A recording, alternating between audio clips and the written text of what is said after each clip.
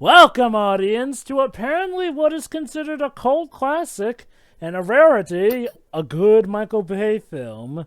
Actually, Jova, now that I think about it, is this like the first Michael Bay movie we ever commented on? Yeah. Not only that, this may be a milestone. This may be the first Nicolas Cage film we've commentated on as well. I think Nicolas Cage was in the Astro Boy movie.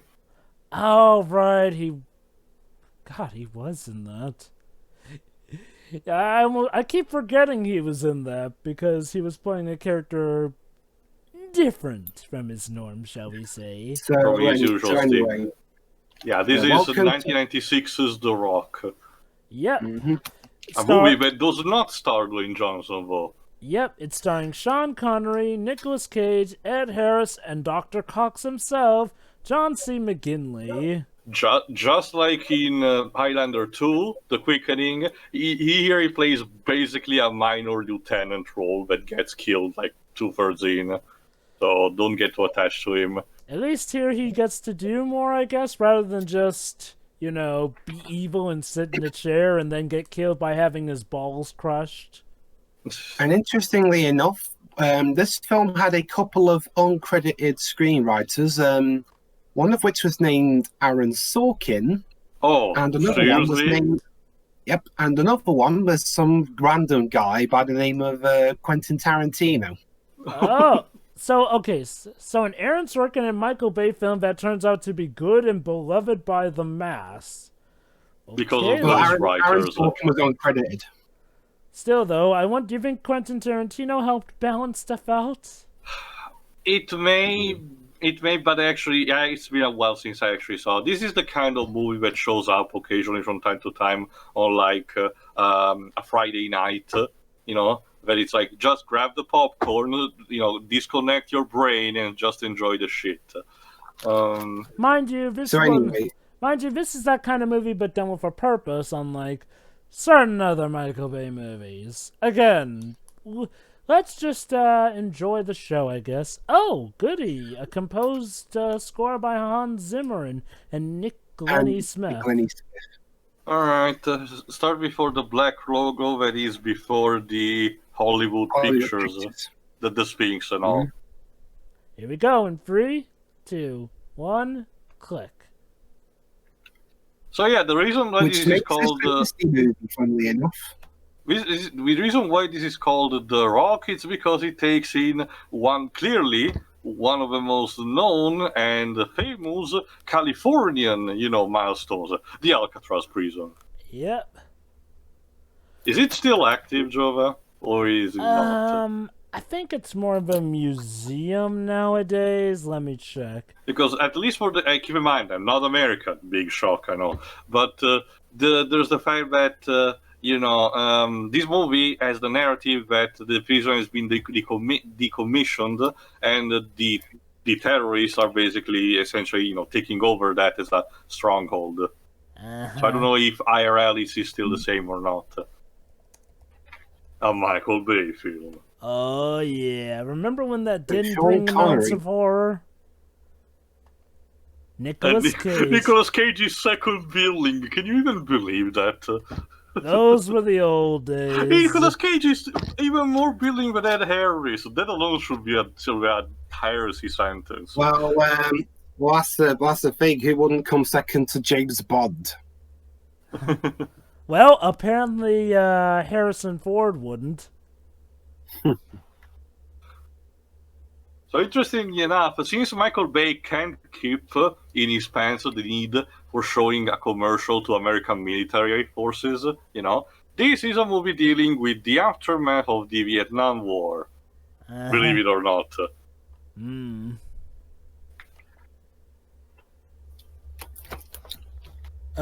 Yeah. Explosions! Okay, so in this scene, we learned basically the main villains' motivations. They felt betrayed by their higher-ups and just being left to die in battle. Mm-hmm. So it's basically a person of interest. It was actually a common sentiment. My real questioning is that why making a story like this in 1990, at the end of the 90s? Like, this was the kind of story that was topical when movies like Rambo showed up. I guess. But this was like, this turkey was a bit cold by the time this movie was made. I guess maybe this is the movie that reinvigorated that, because following this movie, that trend became highly more popular. Again, case in point, person of interest. Well, that's certainly a Hans Zimmer score. Directed by Michael Bay. Well, he actually hasn't wrote anything. Here was just the director. There are 3 screenplayers, 2 of which are also the main writers. Oh, his wife died.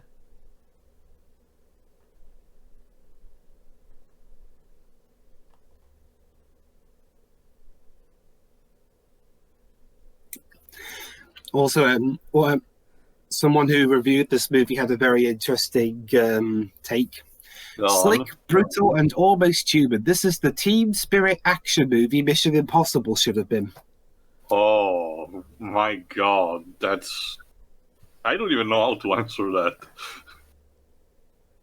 I guess I can see why somebody would have been disgruntled with the first Mission Impossible movie. To this extent... Well, again, like I said, this is one of the good Michael Bay movies according to the mass populace, so I guess it's not so much an insult. Anyway...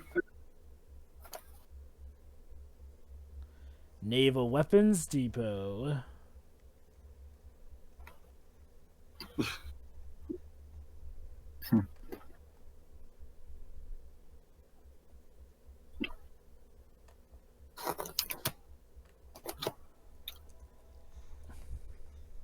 Pew. Yeah, believe it or not, this is the kind of plot that Kojima would use for the basis of a Metal Gear game. I know, right? Keep in mind that, well... Remind me again, what was the precise year Metal Gear Solid came out? 1998. 2 years after this. Maybe this was inspiration for it. I mean, the plot of Metal Gear Solid is famous nowadays to have a lot of points similar to Metal Gear 2.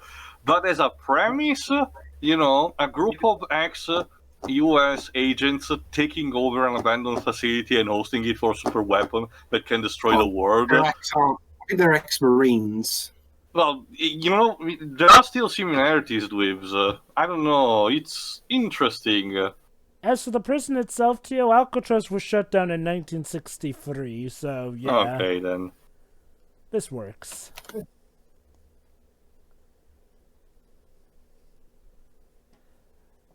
Speaking of Alcatraz, I'm guessing that this is a better movie than Capone. Can imagine that.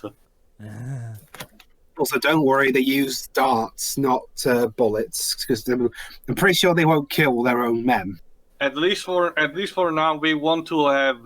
They do have a moral code. We're only here to get the weapons, nothing else. It's an interesting plot premise, you know, one where in some other cases, the villains could be considered the good guys.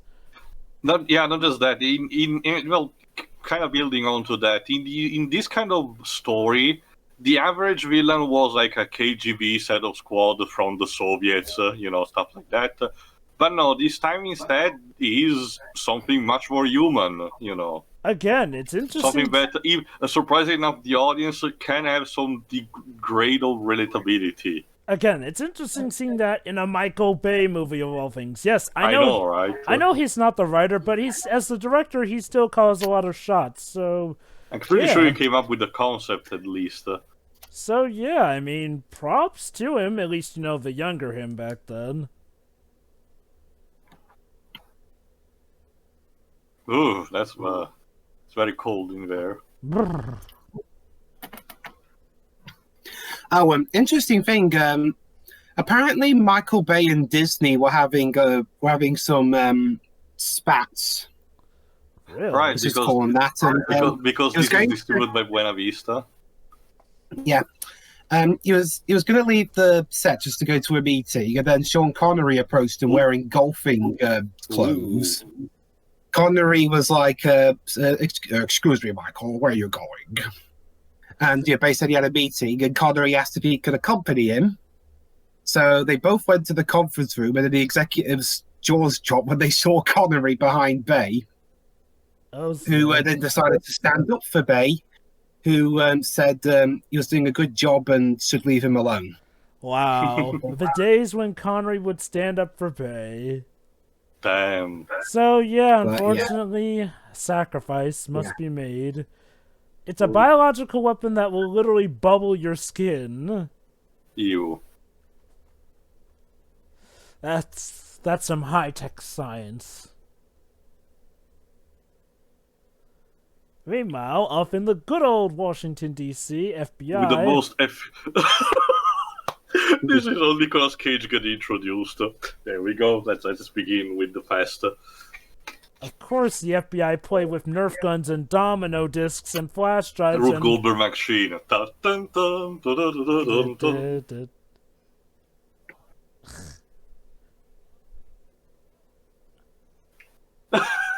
And it begins. The Nicolas Cage it's one of those days, isn't it, day Nicolas? Oh, he's a fan of the Beatles. Reeves, it's clearly your favorite band because you're British. Mm-hmm. Oh yeah, apparently vinyls. Apparently that's kind of a Tarantino trope. So yeah. So I can start to see the ghostwriting. So we essentially have the action obsession of Michael Bay mixed with the musical talents of Hans Zimmer, mixed in with the writing talents of Quentin Tarantino. This is gonna be fun, I can tell. Oh.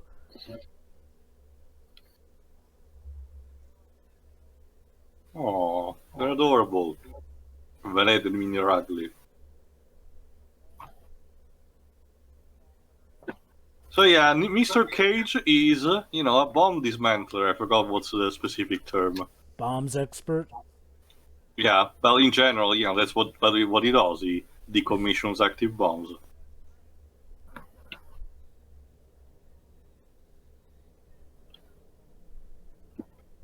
How nice.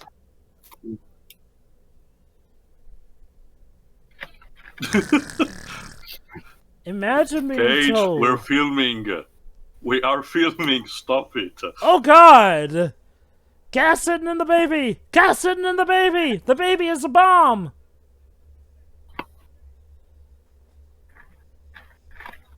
Well, that's what you get for fucking about.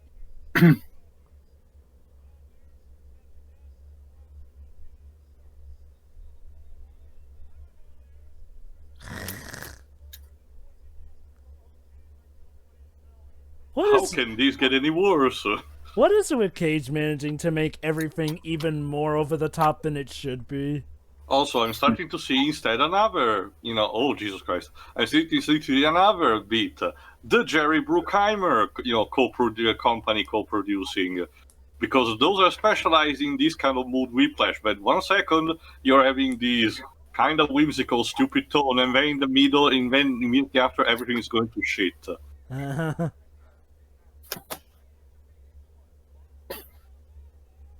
But yeah, here's instead Nicolas Cage's weakness, as this is a problem that's established, which of course it means is going to be incorporated later. He is a bit too afraid to perform. There you go. He's a bit too afraid to perform emergency injection with adrenaline in the heart, which, funny enough, it will be referenced in Armageddon to, I think, 1 year later. 2 years, sorry. So is it the needles or just the adrenaline of it all? The needle, I think. We're going to establish it now, I think.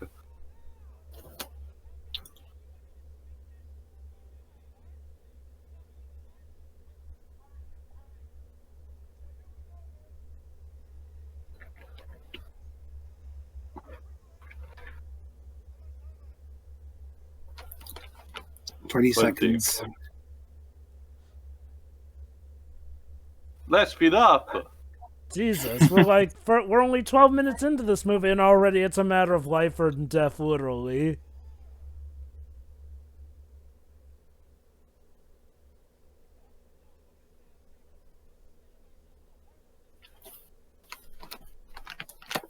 Oh, now to Nicolas Cage naked.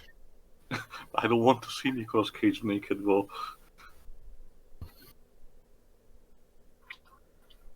I love how his wife is just fine with this.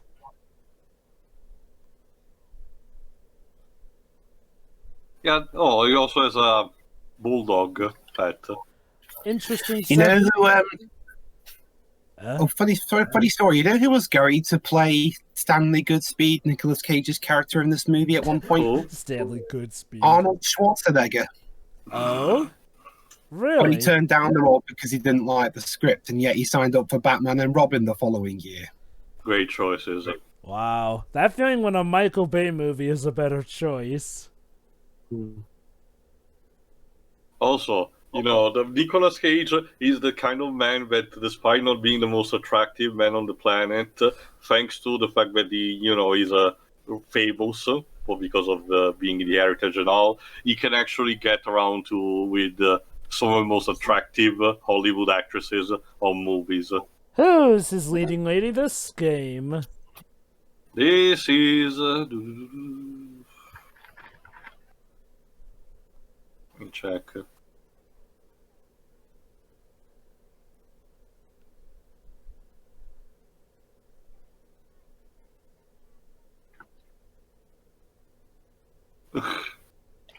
I mean, by God, lady, the matter of commitment is very much in the in and out. So what, she's pregnant? Ah. It's a Jerry Bruckheimer production, Joe. What do you expect? Also, interesting her version. It's the female proposing to the male. Wow. Again, I mean, at least around here in Britain, typically women don't do the proposing unless it's on a leap year day. Mm-hmm. Wait, on a leap year day? Is that some sort of English tradition? Maybe. I don't know. Anyway, she's played by Vanessa Marcil.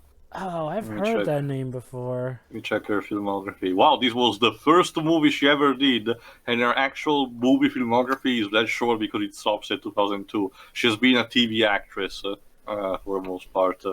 Well, hopefully she's in good TV shows. Beverly Hills, 1910, NYPD Blue, Las Vegas, Crossing Jordan. At least Hummel is telling the kids to get off the island. I'm sorry, who are you?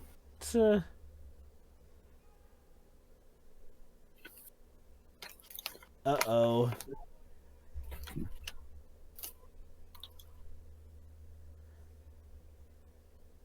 Oh, boy. Hello. Well, now we have our hostages. Yep, conveniently packaged already. Huh. And this is why you hire more than one tour guide.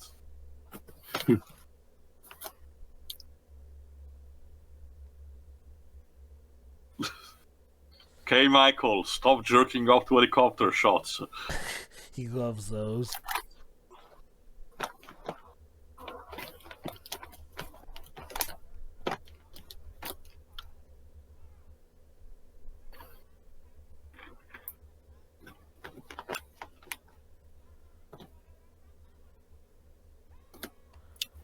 Sorry.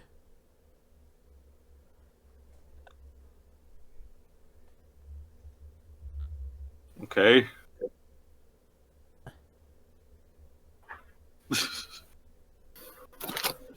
Okay. Hans, or Nick, in the case of the other composer. Yeah, this scene is pretty intense, but you don't need this kind of score. You're trying a bit too hard. Well, Hans Zimmer pretty much invented the term of trying hard with scores. It's like Hans is afraid that someone will be disappointed with a score, so we always make sure to give about 300% each time. It's not like this with his kids' movies. Alright, there he is, Jova. Doctor, what are you doing here?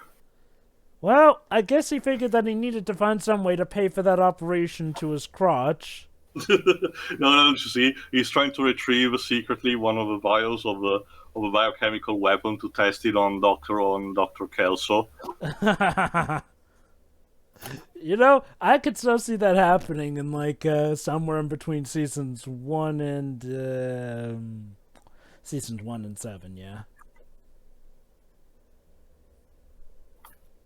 Okay. And our mission is.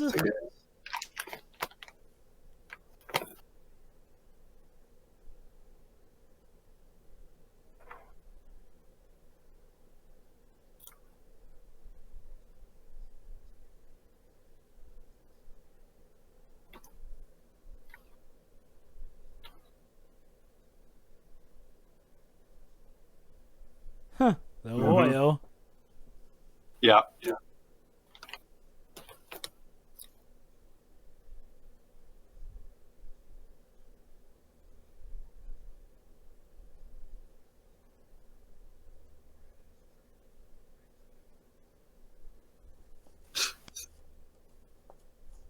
But yeah, here's the thing. Again, here's the thing. You know, surprisingly enough, the movie takes its time to actually humanize a bit the villain instead of being, you know, telling you know that completely just say that they're righteous and everything. No, they take their time to say, you know, if you want to proceed, you know, this is the point of no return. Yeah. Like, they even play somewhat heroic music over his speech. Like, I mean, again, for the time this movie was made, it wasn't completely unheard of, but it certainly wasn't as well practiced as it is now in the entertainment industry, making the villain, you know, this charismatic. So it's an interesting thing. If they manage to complete the mission, they'll be going to a country where the US doesn't have any extradition authority and get $1 million. Well, they can't go back to the States ever again.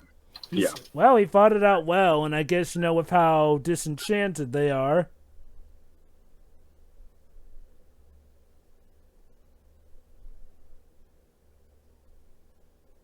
Again, I mean, it says something that in almost any other story he could pose it literally as the good guy.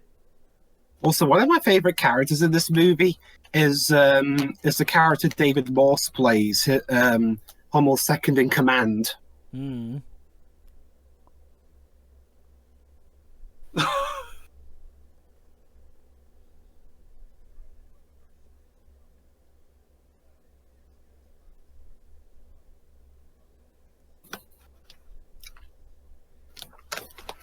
San Francisco's under attack again. What's new?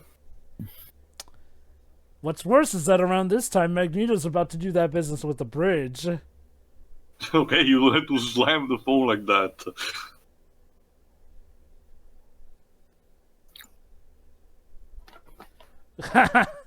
Nice one-liner.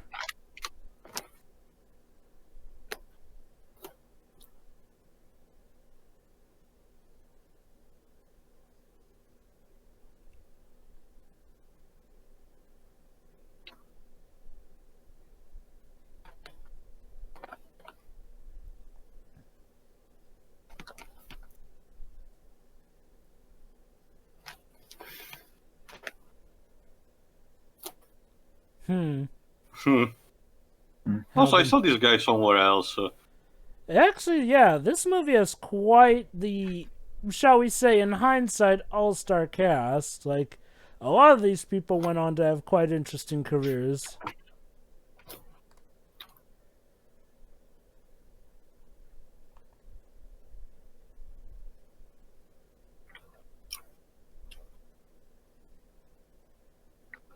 Mm-hmm.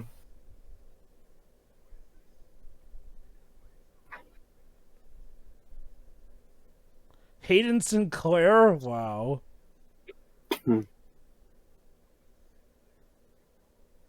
By the way, that's David Marshall Grant playing Hayden Sinclair. Let me check his filmography.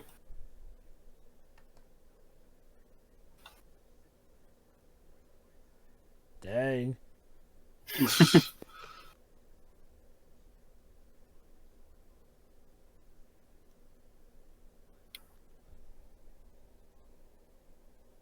It was in The Devil Wears Prada. Maybe I remember it from there.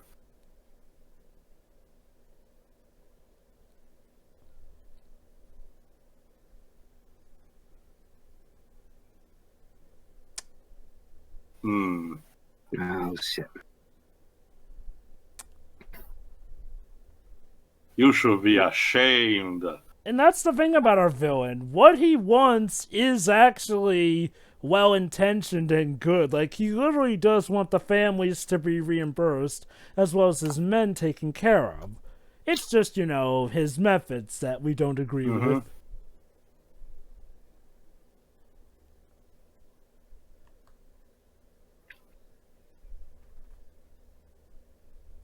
That's John Spencer playing James Womack.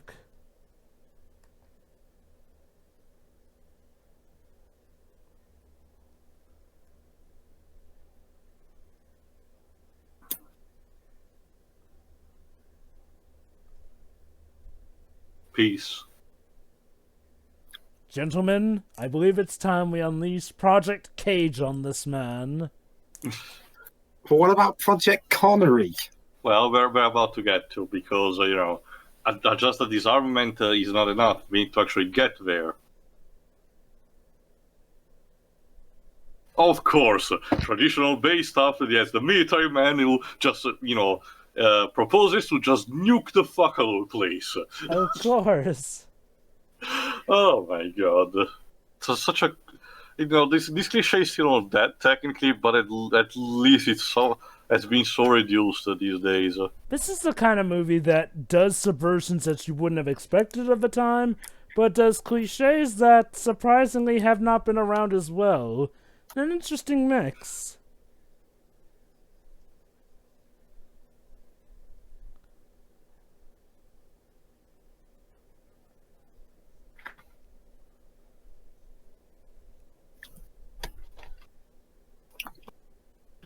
So you can't just blow the gas away. Oh well.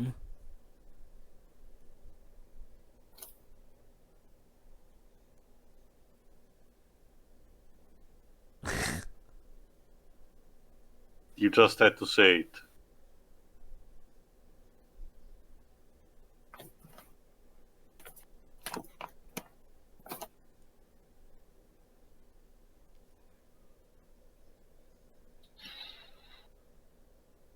It just happens to be Nicolas Cage. Who's in the middle of making love. As usual for Nicolas Cage having sex with a hot woman.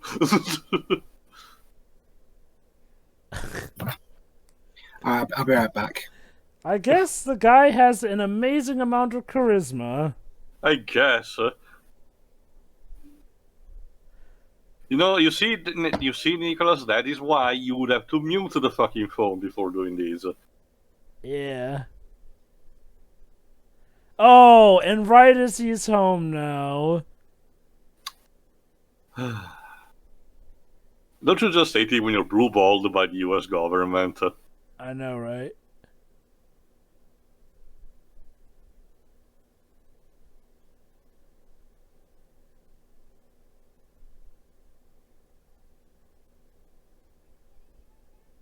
That face. Like making the puppy dog eyes.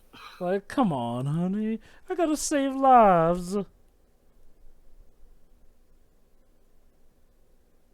Oof. Ah.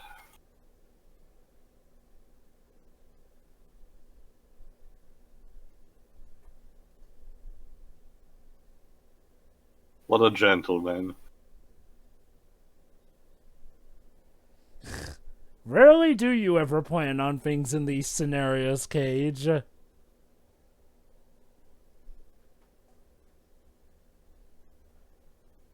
Well, I guess that's a good motivation to survive. Mm-hmm. Interesting transition. The first was real.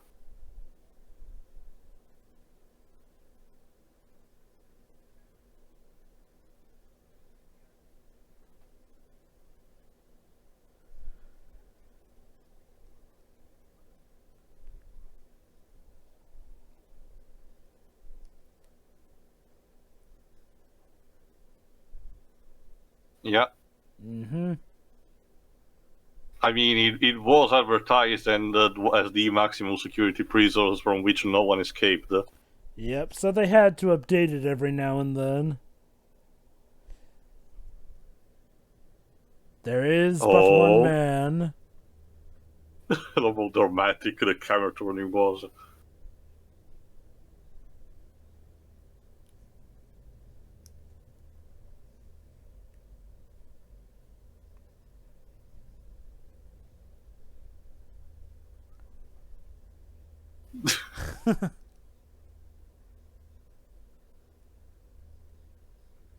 These poor exposition, my god.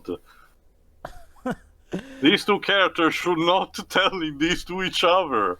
This is the kind of exposition that gets parodied these days. Oh? I smell a trailer shot.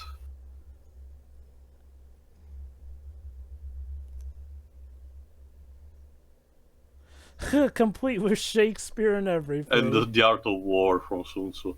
Also, Jesus Christ, who directed this scene? Rob Zombie? I know, right? Wow, Sean Connery looking like Rob Zombie. Now I've seen everything. And I wish I didn't. Well, you know what happens when you stare too much into the abyss. Also, Nicholas, why are you dressed as Detective Gumshoe? Seriously, it's the same trench coat, the same tie, the same, shirt. Wow. Now you got me wondering. Nicolas Cage as Detective Dick Gumshoe. Next to Patrick Warburton, that would be an interesting one.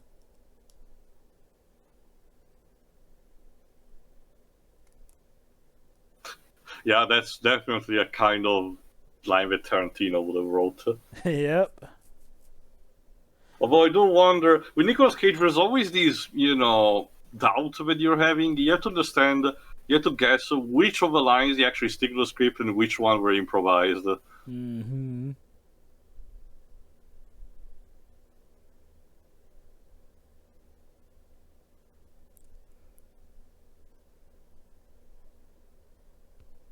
Pierre 39, FBI Mobile Command.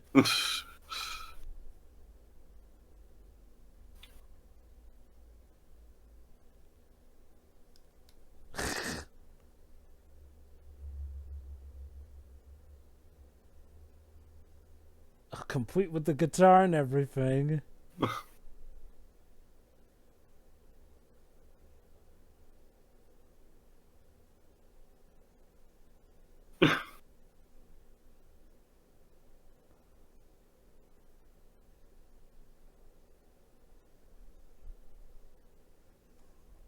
There we go, that's our cast, Sean Connery's character. Huh. John Mason, supposedly the only person who managed to successfully escape Alcatraz.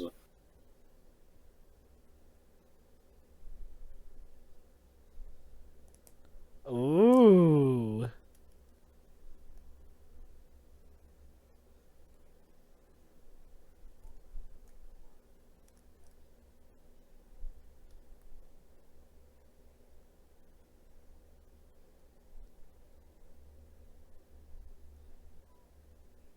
Huh. It's too personal between the two of us.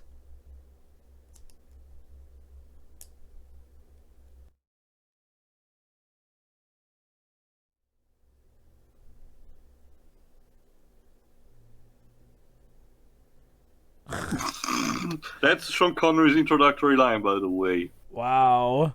That's quite something. I'll say. Wow. That's a line too.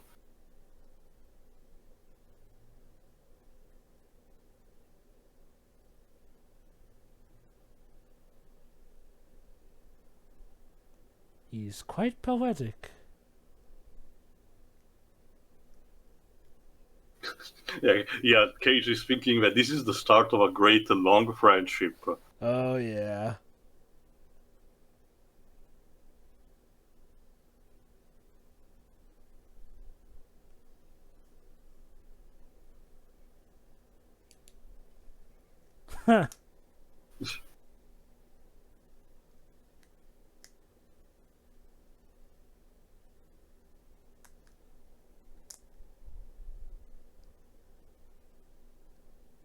Yep. Which is most unorthodox.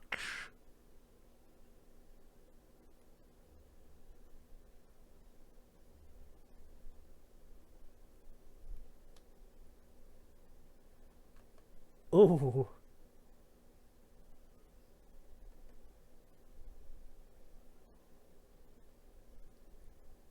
Seriously.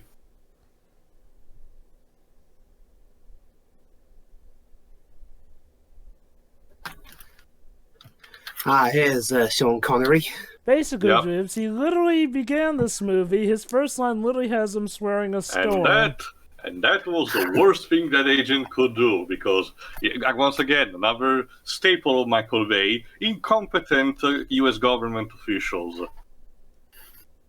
But, Tia, what could he do with just a mere quarter?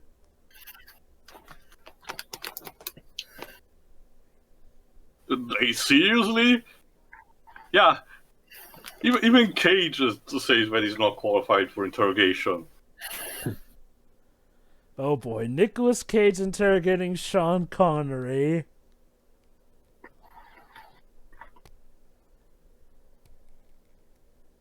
Well, do you throw up when you lie or something, Nick? Will it be the first time?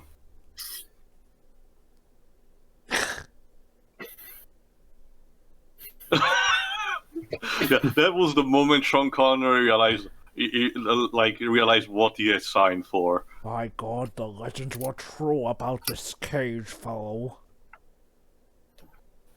And considering how his career would have just plummeted in the next couple of years anyway, while Cage's career, in a way, soared. Well, at least it stayed on a better level, I will say that. Yeah, let's say that. Aw, he's such a nice guy.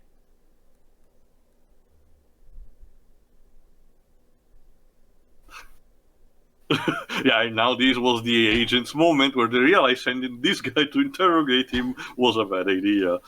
To his credit, he tried to warn them. There you go. I just checked in, and yeah, it's confirmed that most of Nicolas Cage's dialogue was ad-libbed. In this movie? Yep. That explains including a particular line that Michael Bay wanted to cut, but Cage insisted on having. I don't think we haven't heard it right now. So, one's a by-the-book chemist. The other is the ultimate escape artist. Can these two work together to save the hostages and save the day? Only time will tell.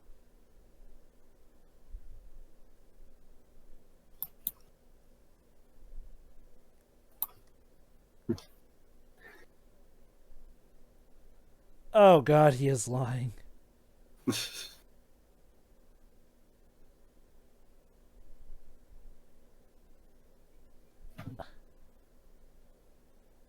No, that's another movie, Mister. Now you got me mentioning Sean Connery in a Mortal Kombat movie. Well, his co-star was in one. Maybe as Boraicho, I don't know, considering his age.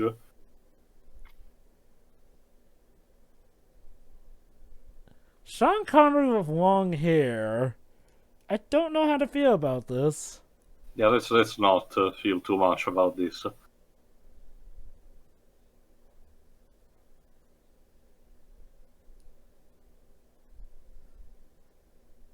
Uh-oh.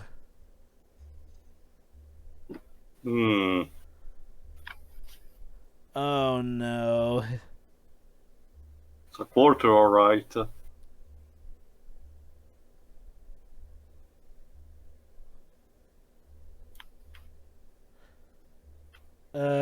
Guys?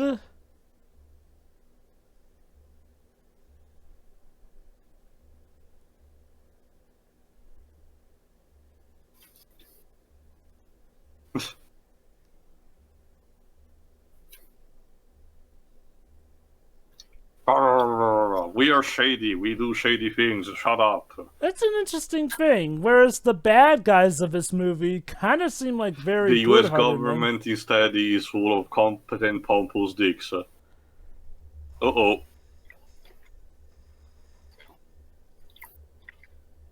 Hello.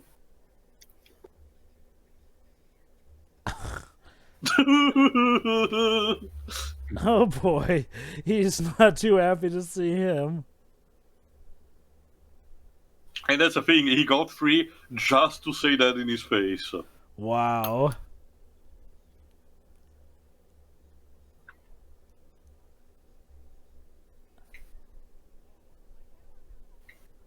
Oh god, she's coming. Well, it's her fault for being this stubborn. Just saying.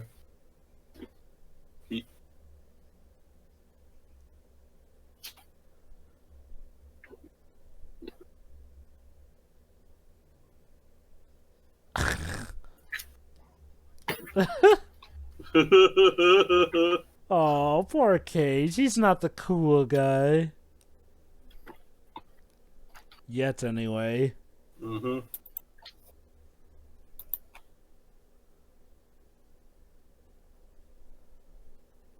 At this point, Connery was like 65. And yet he still looks older when he looks... when he is, sorry. Wow.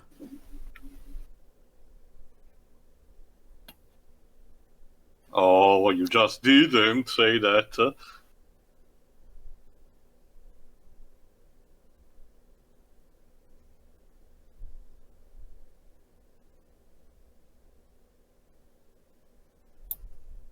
Imagine being the guard. Oh no, who has... Sean Connery singing again. Please, no, Michael. Of all the things to bring back, no.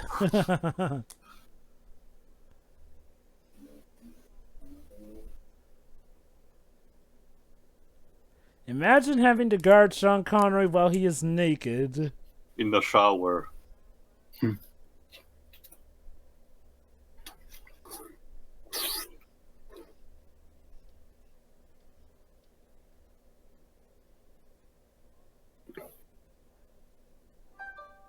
Oh. Yeah, and there's another typical traditional Michael Bay over-stereotyped characters. In this case, the clear effeminate one. Jesus Christ.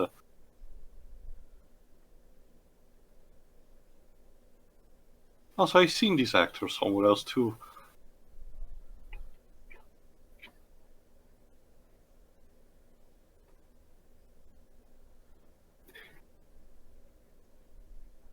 Yeah, imagine Sean Connery reading the script. By the way, you gotta have long hair and look like a criminal.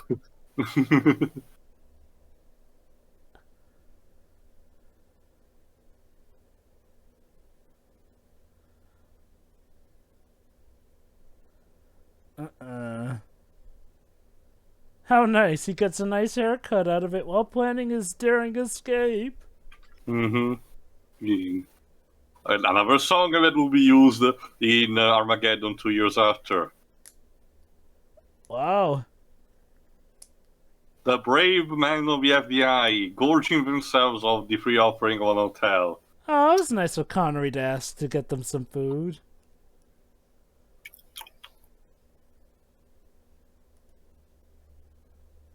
Oh, totally, absolutely.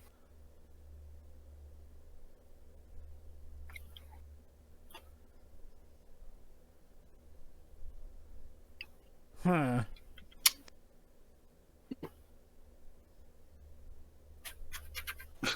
That awkward close-up of the hand. Whoop. Whee! Woo! Jesus. Okay, I wouldn't trust Nicolas Cage with a gun, so I will actually do as he says. Oh no, with pigeons too. Oop.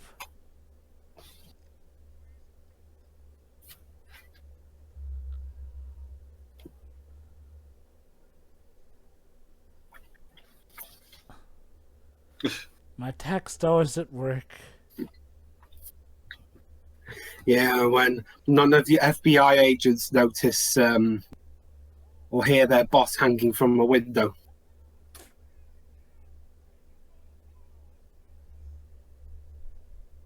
Oh snap, he's getting away.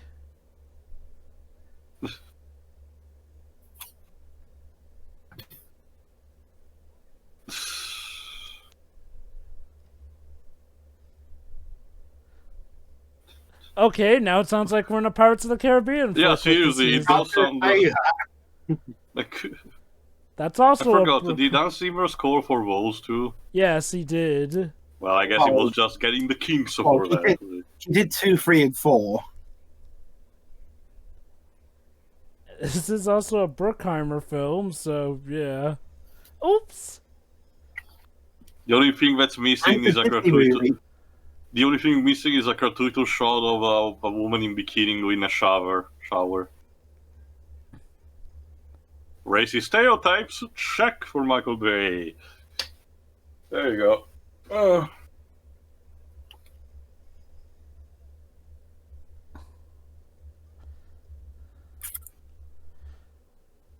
Oops!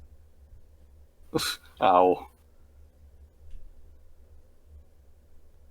Well, I guess this is good for your field experience.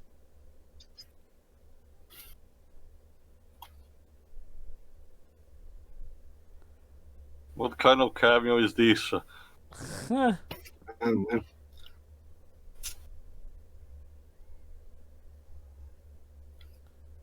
This really does sound like a Pirates of the Caribbean soundtrack, just modernized. Okay. I'm commandeering this here yellow A car. Ferrari. A yellow Ferrari, to be precise.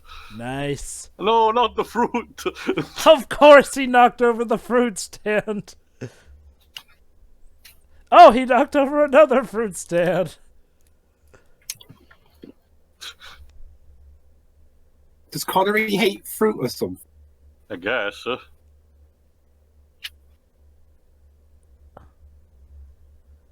Rolling around at the speed of sound.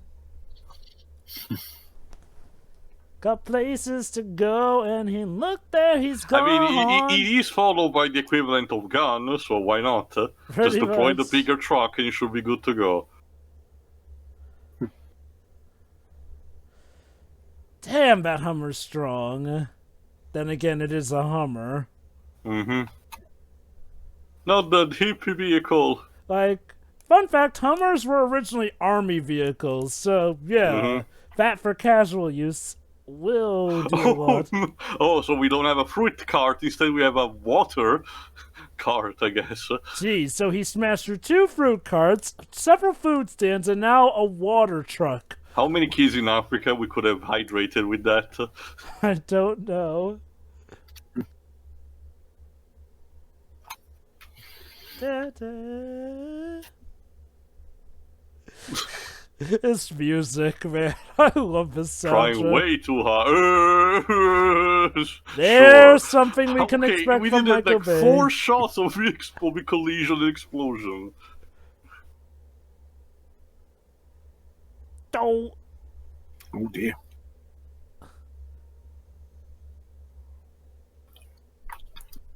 Ah, slow-mo crashes. Honestly, I think insurance is going to be the problems. But it's okay. Nicolas Cage has the Knows a ultimate shortcut. down.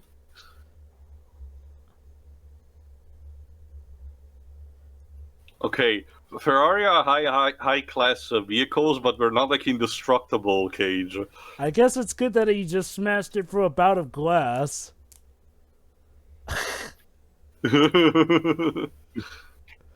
I never thought I'd see the day when Sean Connery would be manning essentially the equivalent of a street tank, but here we are. And being chased down by Nicolas Cage in a yellow Ferrari. Yeah. So, what do you think, Dwibs? Hummer versus Ferrari. Ferrari. We're gonna call it Le Champ 66. Oh! More fruit. Oh, and of course the...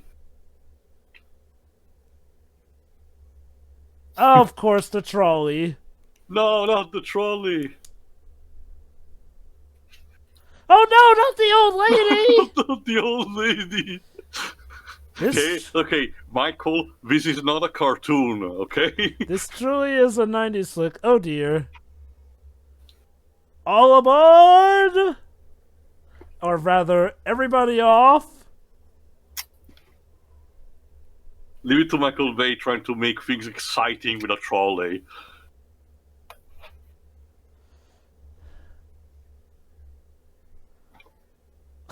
Well, he's a noble guy. He'll go down with his ship. Or his trolley. Dang, there's another fruit cart. So much food Oh, destruction. come on! Seriously! Are you fucking kidding me? Everything that can go wrong will go wrong today. Okay. Is this a common thing in San Francisco or something? Yeah, again, no, it's just that every Whoa! single film you can imagine. Oh my god. Yeah, you can definitely feel Michael Bay was jerking off every second of these scenes. Oh no. And bear in mind, he wasn't exactly a carte blanche director yet. Shit. Oh, the Ferrari. Oh no, there goes the Ferrari. Damn. So the real question is, if they actually filmed this in San Francisco, how long did they have to wait to clean this shit up? That's one Fuck way you. of putting it. And now I have to commandeer the motorbike. Well, at least he survived.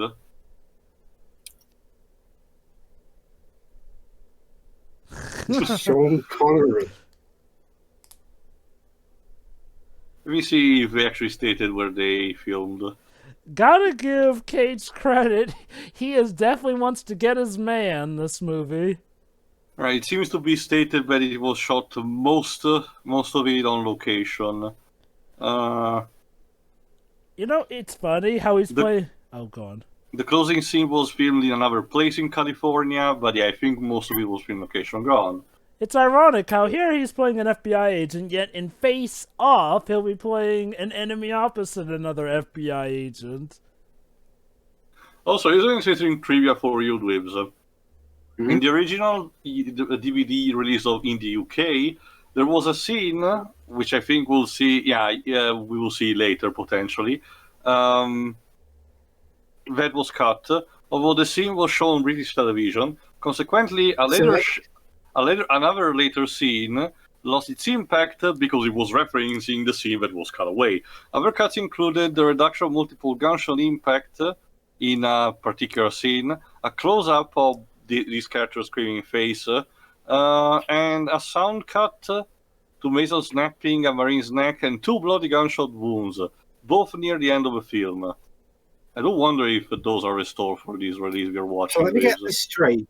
You can't have a thing like that on DVD, but you can broadcast it on, like, ITV.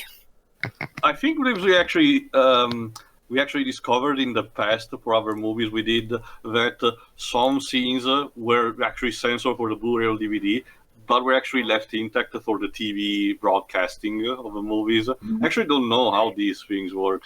Sorry. So basically, Mason's meeting with his estranged daughter, Jade, played by...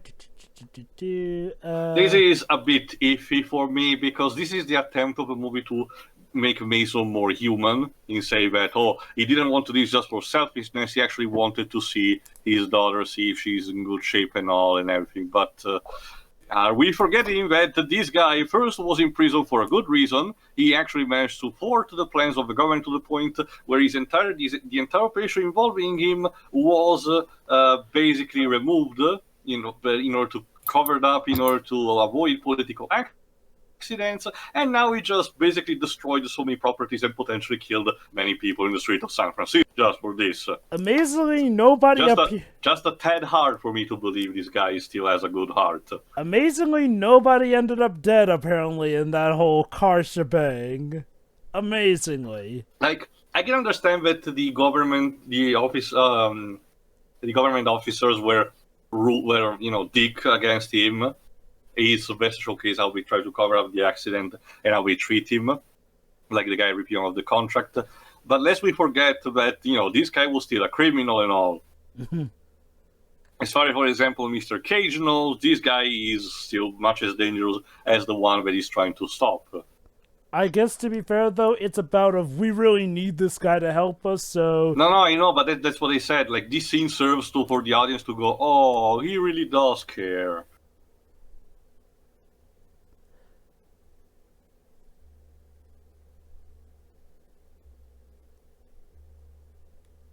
We will have the Irish flute for this. Fucking hell.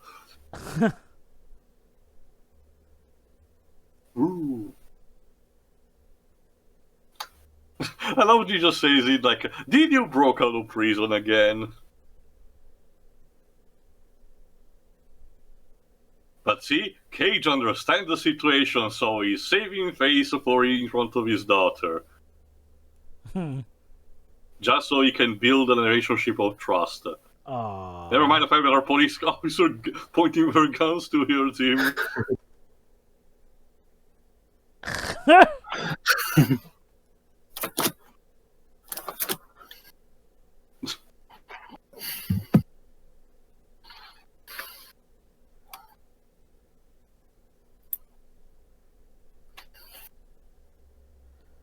Yeah, Womack is understandably pissed.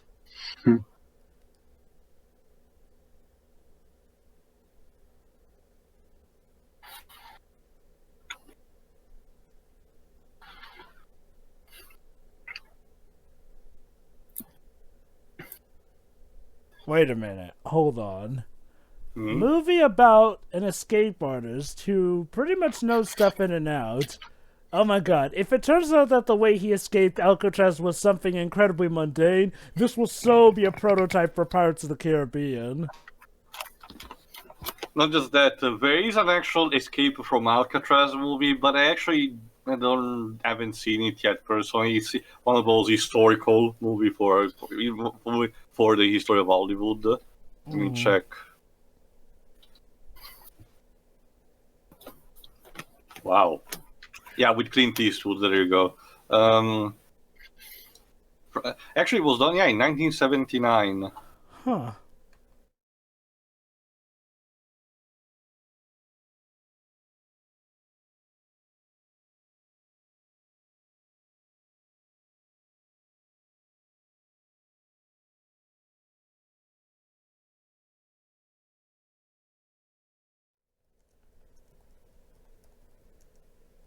Hey.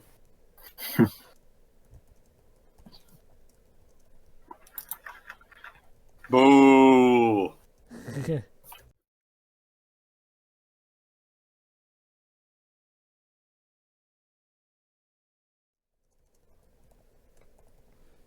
So yeah, pretty much halfway through we can finally start the operation. Well, we had a bit of setup here, and, Connery wanted to play tag around San Francisco.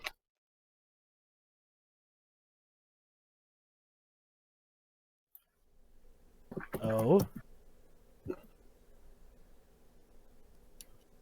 Oh.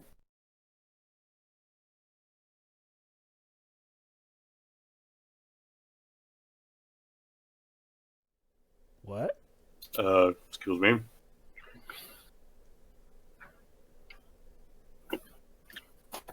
What's sad is that the very next film Sean Connery did was The Avengers. Oh. What about Entrapment? Was it before or after that? It was in 1999, so it was after. Okay. Well, alright then. It's weird because this movie looks so much better than The Avengers does, effects-wise. Well, different director and writers, Joe. Well, I mean, also budget-wise, too, is what I meant, Actually, we haven't spoke about it yet. The budget to 75 million and it grossed 335.1, so yeah, success. Oh. Of course, the next shot doesn't have any single trace of a vomit in the sinker.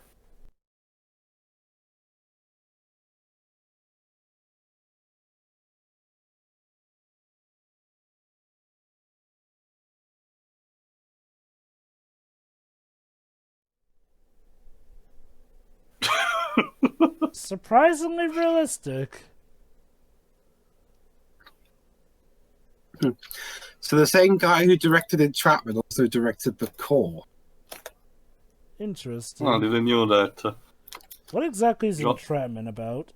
Basically, Sean Connery is like an old, like a thief who has to work with Catherine Zeta-Jones in order to, I think, like I forgot the complete details, but it's like he has to like steal something important from this guy who also turns out to be evil.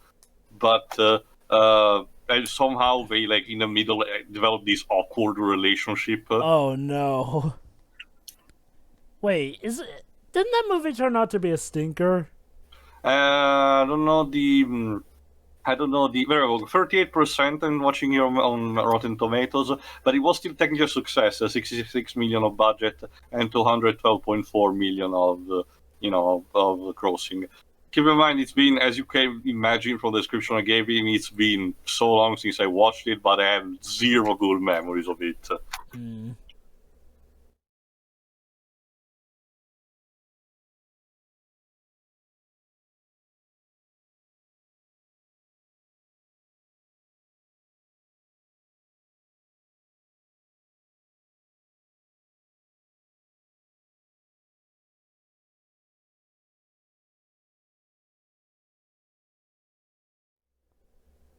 Well, that could have gone better. Can we get a taco? Well, it could have gone worse. You could have fired the rockets immediately. Yeah, but just have to be thankful this villain is actually a man of his word. Yeah. Well, I mean, he's a Marine, so. Mm-hmm.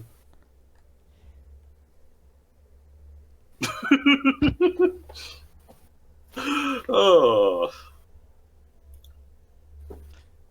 Hans, stop. It's enough. I just need to make it certain how serious this situation is.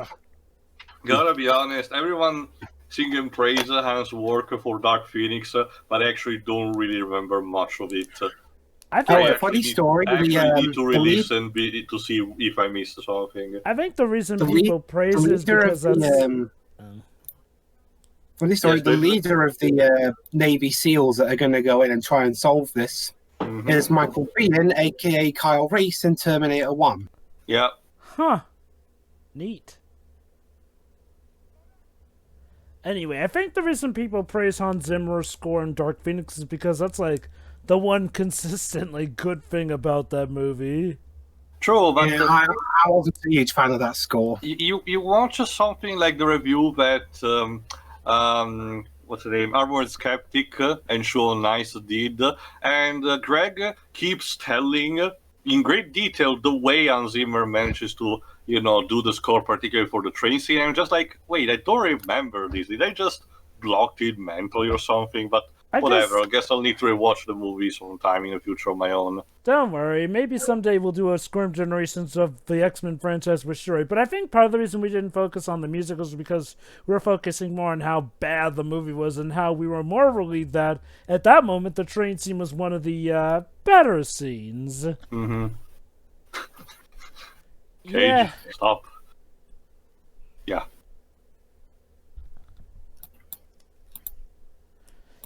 He's got to become a top-notch cop in 17 hours, or it's game over for San Francisco.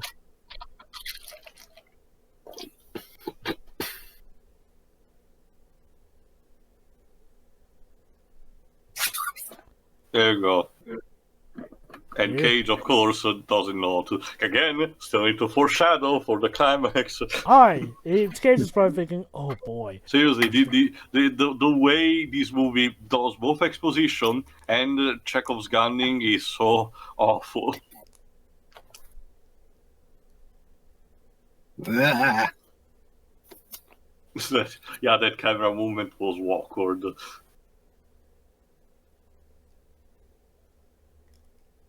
My God, this woman doesn't know how to obey orders.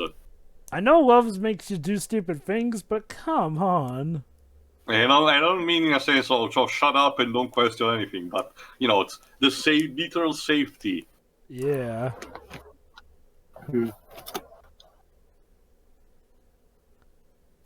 Cage, stop! Stop playing around with the props, with his head props.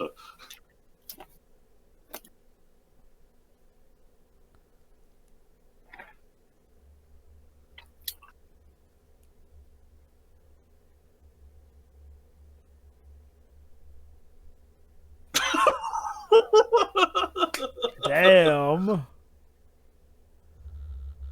Oh, Well, this I dialogue. mean, it's James Bond. Of course, he could read a guy. Yeah. The way this dialogue is also written. I love how a lot of this movie is going, yeah, we know we have James Bond here, so of course we'll have him snark the heck out of Cage. It's funny because the two guys who wrote the movie, which are two of the three who did the screenplay, have basically barely anything under their career, under their belt. And this was like one of the first things they did. David Weisberg. Bear in mind that Tarantino ghost wrote this movie. David Weisberg did two movies before this, Payoff and Holy Matrimony, and two after, Double Jeopardy and Criminal, 2016. And Douglas S. Cook the same. Like, these were like a couple that worked on the same identical movies. So, the two main writers of this have, at least the credited one, have little to no experience, and the two ghostwriters are already one that loves to go over the top, and the other who has also a questionable reputation.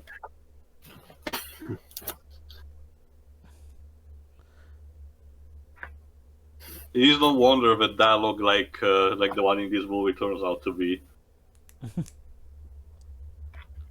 It's aged, yes, but it's aged in that sort of timeless 90s sense where... Even the way they infiltrate the base is like in Metal Gear Solid. Wow. Again, I would not be surprised if Kojima got some inspiration from this movie. Now, I've got to be imagining Hans Zimmer doing a score for Metal Gear movie. Well, actually, Harry Gregson Williams would be a better fit since, he's actually done music for Metal Gear. Yeah, it's similar to all for the Silent Hill movies. We still got Akira Yamaoka as the composer. Consistency. Interesting way to sneak in.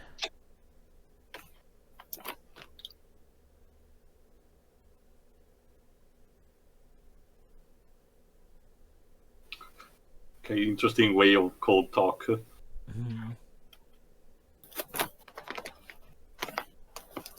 Apparently, I mentioned earlier, Arnie rejected starring in this movie. Yeah. Mm-hmm. He did an AMA on Reddit, and he says he regrets not doing. I can see that. Yeah. Keep in mind, it wasn't like, I don't think he also rejected that, but another movie that involved both him, to an extent, and Nicolas Cage was Face Off. Originally, the two, of course, it's a fucking video game. The two main roles originally were supposed to be from Arnold Schwarzenegger and Sylvester Stallone. Wow.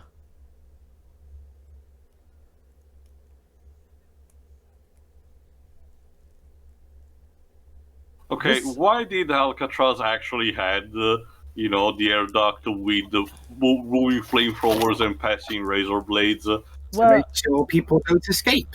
Well, but not in like this in a video game. I guess the idea is that it's machinery used here and there, and they figured nobody would be dumb enough to try and go through there.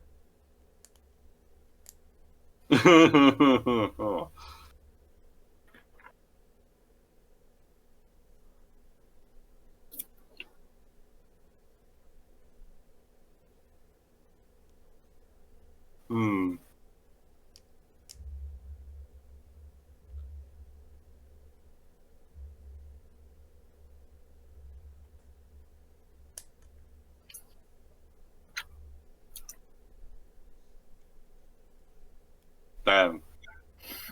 Or did he? Hello. Ha! Yeah. Look at that. Yeah, he also didn't that was probably another trailer shot.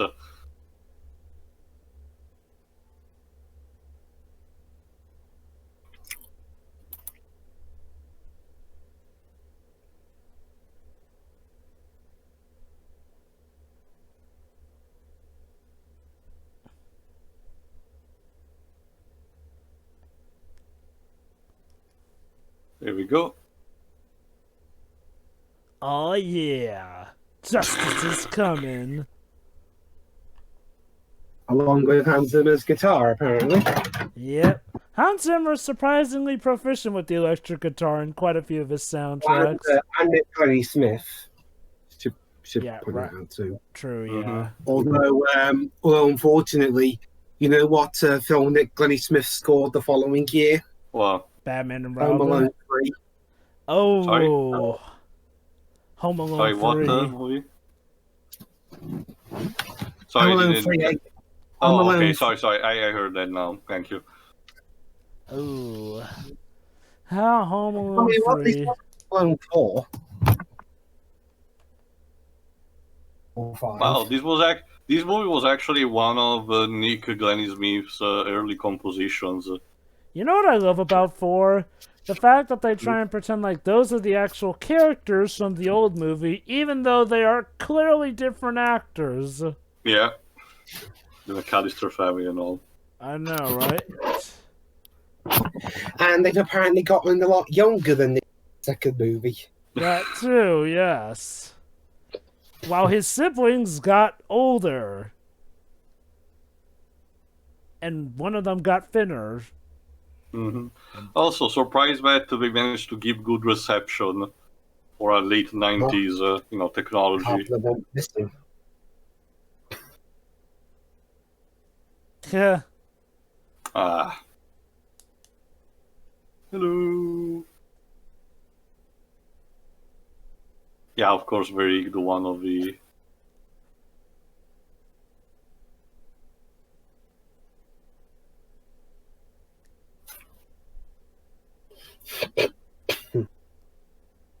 Uh-oh.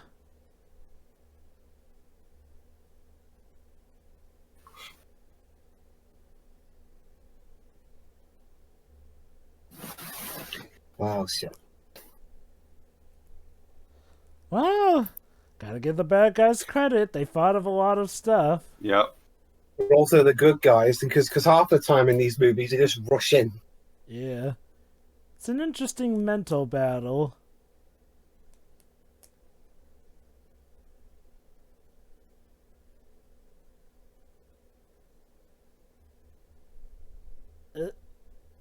Oh.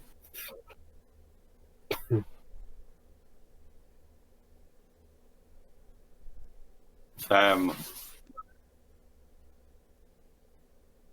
No, you're not.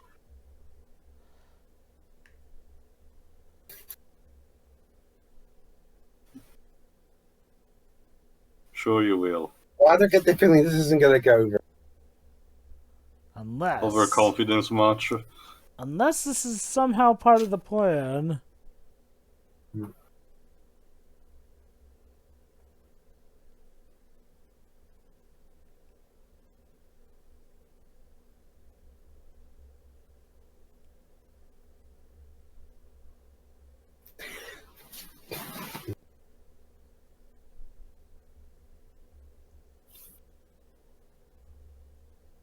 Oh dear.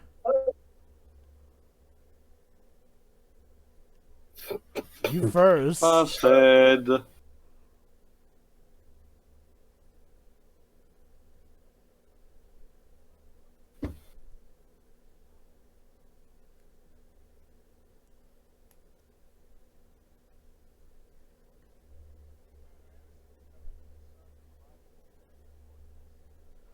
Wow, this is awkward. Mm-hmm.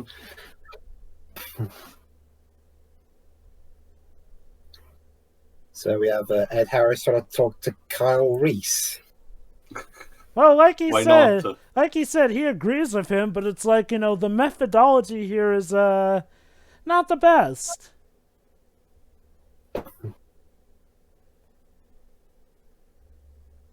No. It's okay, nameless, guy. You'll be fine.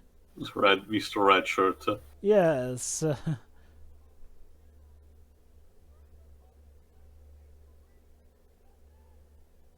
Did you forget the oath?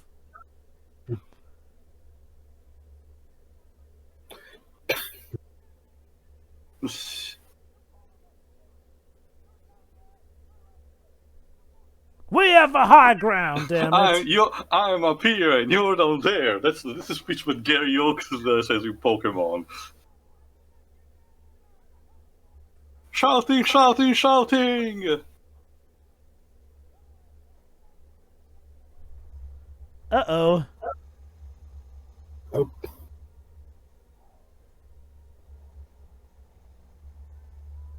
And there you go, just like in Armageddon, say goodbye to most of the team that we're supposed to care about, even though they had barely any screen time. Yeah, thing about war, high ground does tend to give you the advantage. You underestimate my powers. Don't do it! Although, funnily enough, Hummel was shouting for them to cease fire, you know. Well, yeah, he was one of the other minor soldiers that actually instigated this on purpose. Again, that's the thing about Hummel. He doesn't want to resort to violence. Oh dear. Jeez, it's like Saving Private Ryan out here.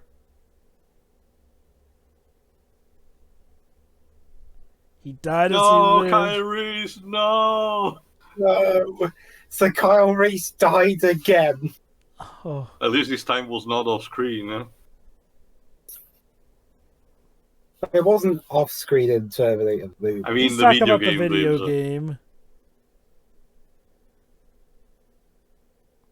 What have I done?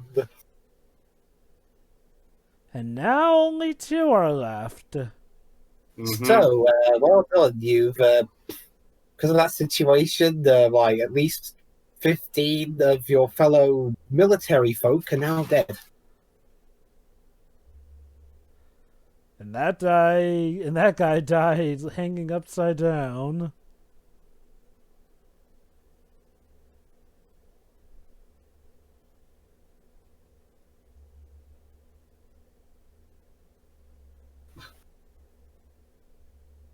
Oh, you won't be needing that anymore. Yep.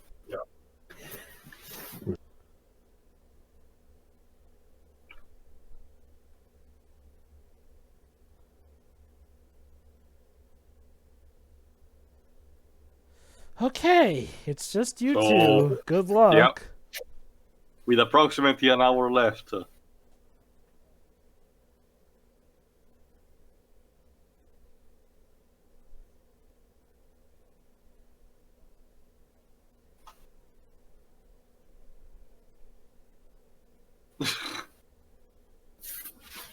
That's the thing. Womack may hate Mason, but he knows that Mason has something up his sleeve.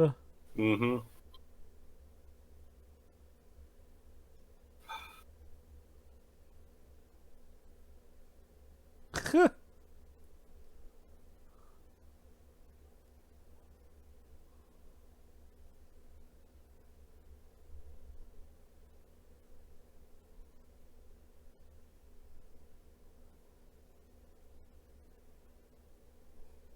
Everybody's done, Dave.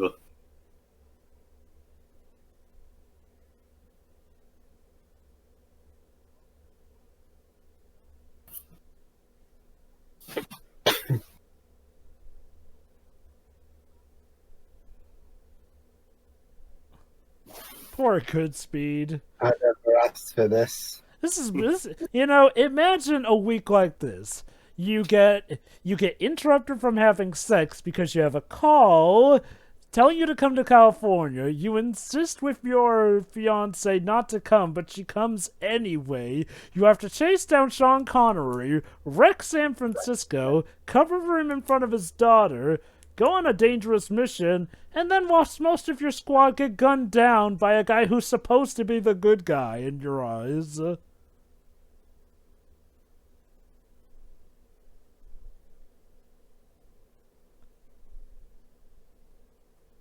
Oh dear.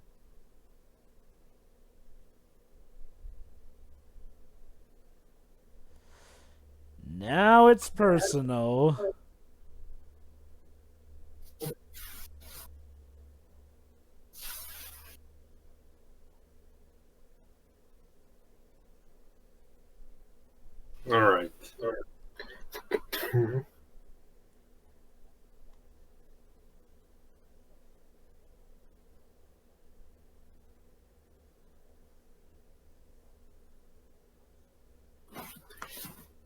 Oh shit.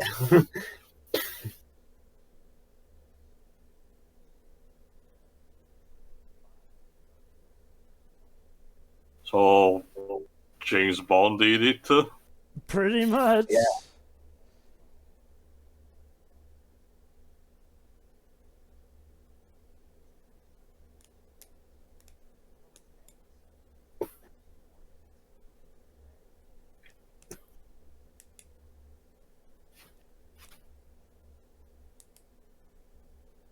Wow. Okay. Now this puts things into perspective. Guy held without trial. Again, it's interesting that the bad guys in some ways could be considered good guys, and the good guys kind of screwed over the protagonists in quite a few ways.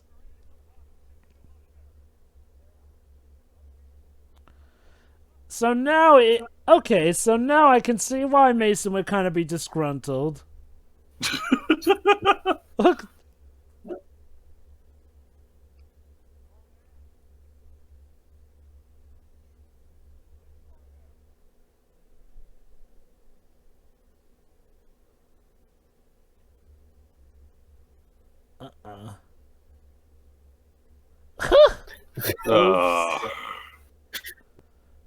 Absolutely, yes.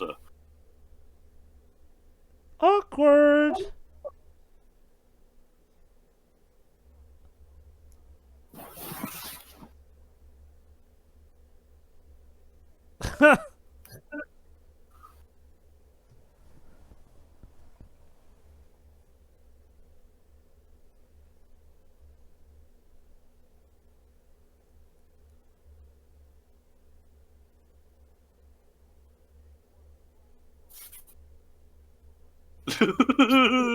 The way that he was the line. It was classified. Well, it's Nicolas Cage. How else is it going? And that Scotch is my witness. Seriously, the way he looked up like that. It's like he's like, I see the light now.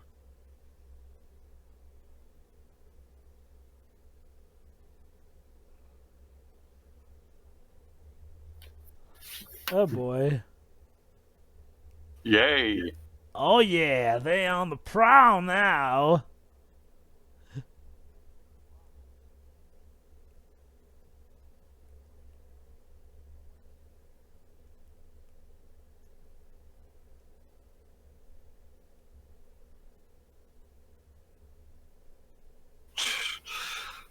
Great job.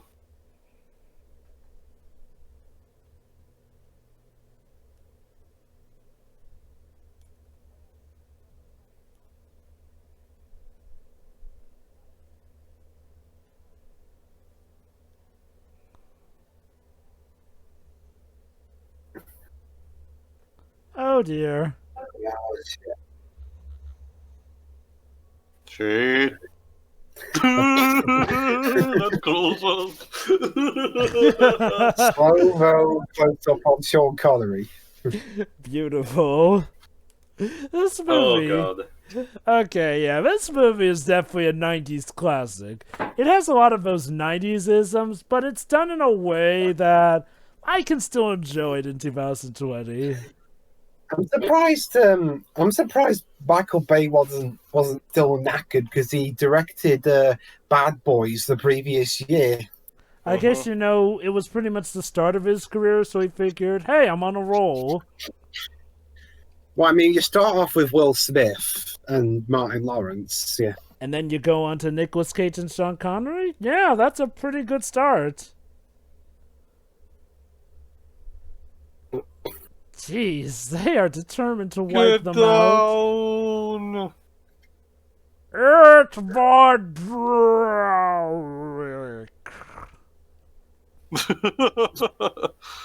This is so awkward.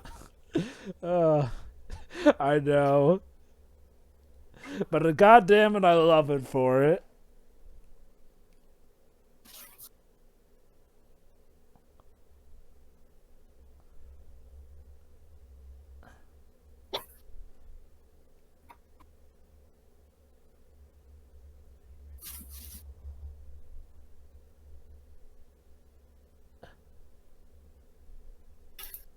Huh. There you go.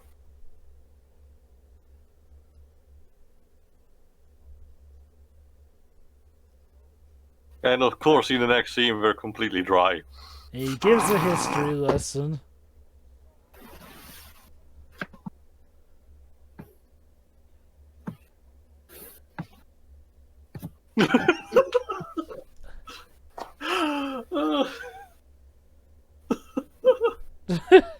Okay, now this is kind of becoming a buddy cop film. That is that the way he pointed the gun, mostly pressing it in his face. Again, Michael Bay is directing this like he's a fucking cartoon. I wonder if a bit of this is Michael Bay and a bit of this is Tarantino. Really going Tarantino. Tarantino mostly specializes in dialogues. His directorial forte mostly comes for the violent scenes and not so much, you know, the character development stuff. Ah. Wow. Wow. Now, for example, that dialogue, that was a Tarantino line if I ever heard one. Winners go home and fuck the prom queen. Yeah. Wow. Sean Connery is on a vulgar role in this movie. Hello. Oh, there you go. This scene was the one that was censored in the UK DVD. Did you actually got it in your copy, Dweebs? Yes. Alright, Yeah. so I guess it was reinstituted.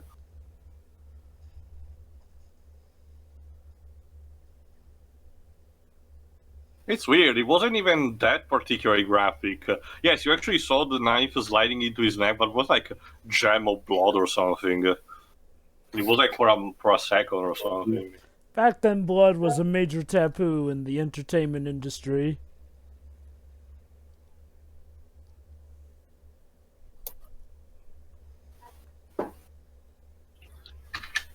Oh! Ooh. Ah, this is going to leave a mark. Yeah, in fact, most of the sequence was the one that was censored.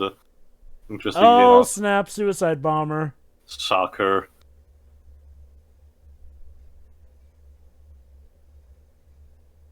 Nope. Splosh. Again, cartoon logic. Like, it might as well be a safe, because it drops the same way.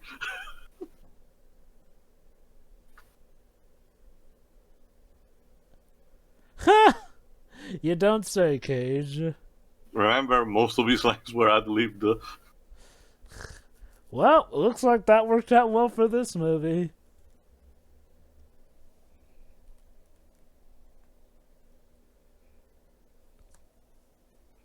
I love how they kept the missiles inside the morgue.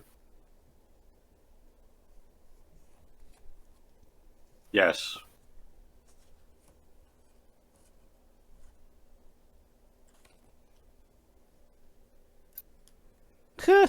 I mean, he might not be dead. Dweebs, something squashed his head. The only reason he's doing this twitching is because his spine has been touched probably by the weight, and it's causing a chain reaction.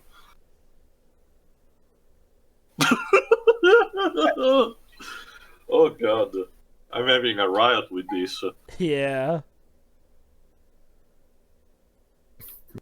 Ugh.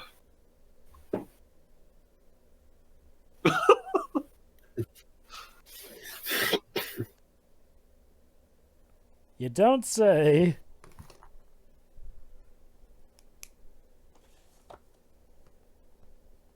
Now, there is some artistic license here because the chemical we're using is not that corrosive IRL.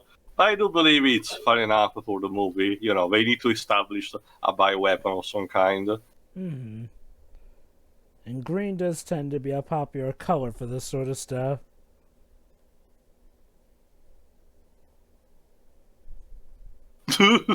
Wow, I guess... And it is actually a good moment for Cage to actually be in control of the situation. It's interesting, you know, Connery's more for, you know, the action, but Cage is still the scientist. Yeah. Which, again, is another parallel for Metal Gear Solid, in which Cage here is more the Otacon of a situation where, you know, Sean Connery is the Solid Snake. The old Snake at that.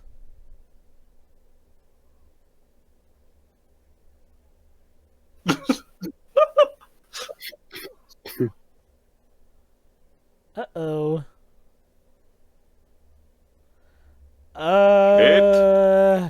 How to explain this? He's incapacitated. Yeah, that's another thing about our villain. He's not stupid, actually quite savvy. Wait, should the commander be going along on the mission on this bit? I mean, well, to be fair, you know, I mean, well, with the rest of his troops going, basically he has his forces spread out at very strategic points. So, he's also commanding still like them like it's a platoon. Not only that, but he does still have a second in command and ready in case something bad happens to him. Right, well, you've neutralized one rocket, but what are you going to do about the other three? We have to find them. Oh boy. Whee! Down the chute like common crooks. Uh-oh. And now it's time for a card level. Oh, yeah, not even joking. snap. This is a fucking cartoon. Or a video game, for that matter. You know, Michael, once I know that now you don't have a good reputation or anything, but you really should try to direct a video game now these days. I know, right?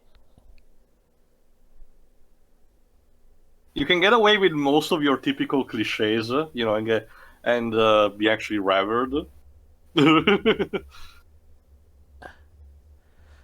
They're chasing you the probably monster have a good time yourself.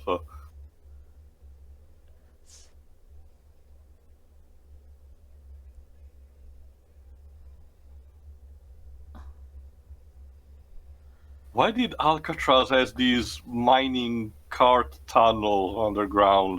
Probably due to stuff like construction and shipping stuff in and out. Shit! Oh! Ow.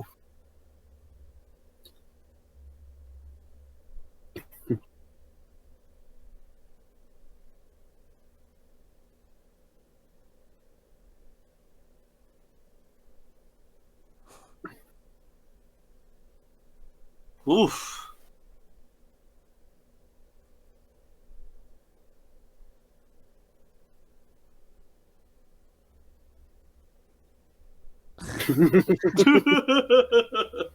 Oh dear.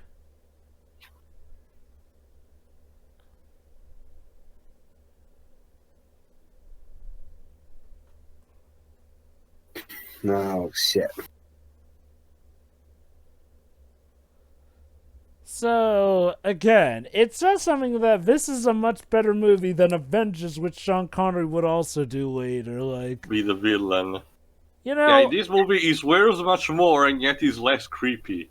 I know, right? He's still technically a bad guy here because of what he said previously, but, you know, still way better when he's rolling the Avengers. Hell, and all things considered, he pretty much got screwed out.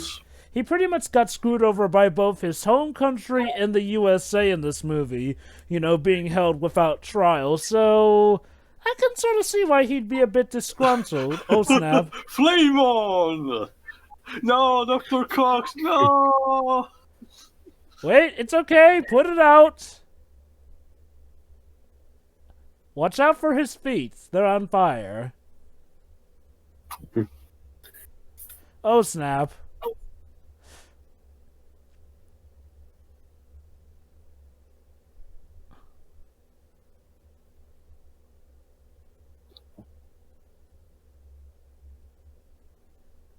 Enemy Bye! There we go. Bye. Maybe he survived that. I doubt it. Oh, no, he did. And yet, somehow that feels more justified than his death in Highlander 2. I mean, it's a bit more dignified here. In 2, he just glows a bit more, and then the main villain yates him from a balcony. Again, after grabbing him by the crotch, nonetheless.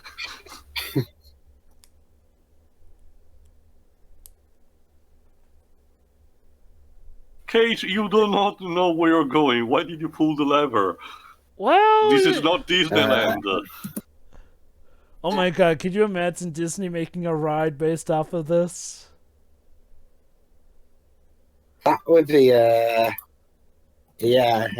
what would you even call that ride? Mason and Goodspeed's Wonderful Cart Adventure. Yep. under Alcatraz. Hey kids, enjoy what it feels like, going under a maximum security prison. While being chased down by Dr. Cox, Ed Harris, and the rest of the gang. Now it's time for Cage to grow the beard. It's time to take the shot and become a man. Well, provided he can aim properly.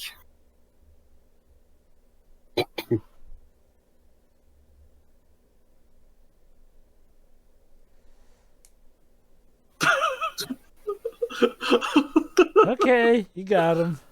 So over dramatic. And that is where he begins to grow respect for him.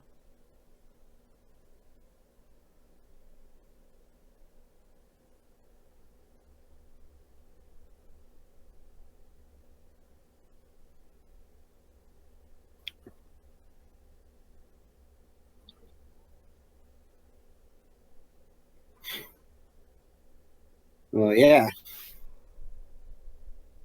Huh. Oh,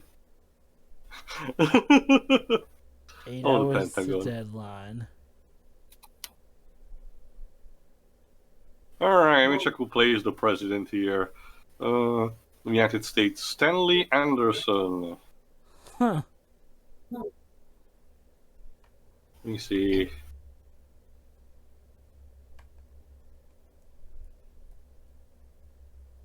Oh, he sadly passed away 2 years ago, Oh. 2018. Oh, I was in an episode. He was in Seinfeld, The Shining, so still miniseries. It was still the. Oh my God, Jova! What? He reprised his role as the president of the United States in Armageddon 2 years later. Technically speaking, these two could be in the same continuity. Wow, that seems to be the running theme between this and Armageddon.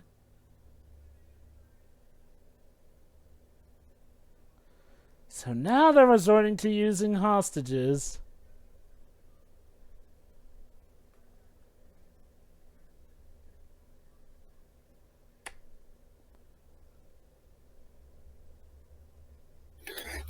Oh.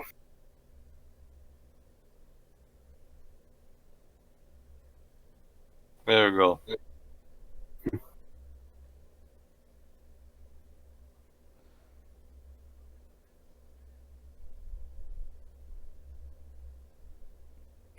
Yeah. It means good luck, Sonny. Okay, Nick. It's up to you to save a day, as the music suggests. Look at him taking the walk of heroism as the people reach out to him, looking to him in hope. Good job it's not the walk of shame from the weakest link.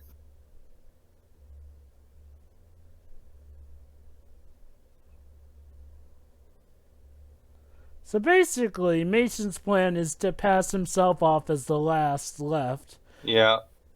I mean, for all we know, it was just him. Mm-hmm. There's another one. And with the forces dispersed and looking all over...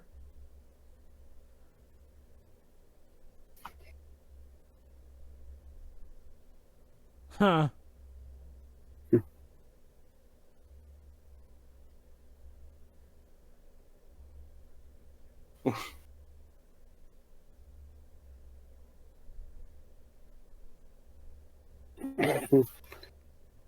It's funny, you know, in a way they have similar backgrounds. They were both screwed over by their governments in a manner of means of ways.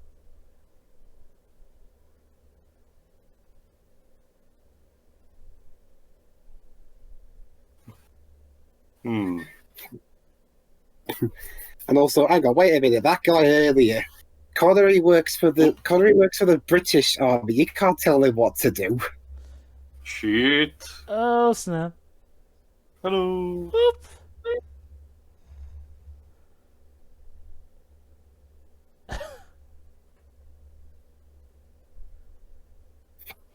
Oh, now you're just patronizing me.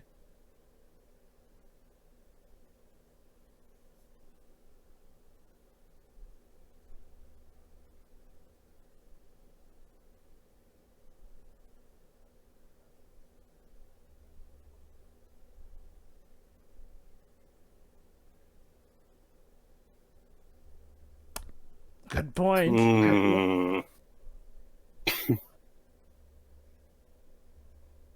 Oh. Dang. Man, again, it says something that even though he swears a lot, Sean Connery arguably has more class in this movie than he did in the Avengers Slick. Because that's the thing, like, again, there is an art he's wearing, you know, you can't just, it's usually used for emphasis, and, you know, in this case, it's appropriate. Yeah.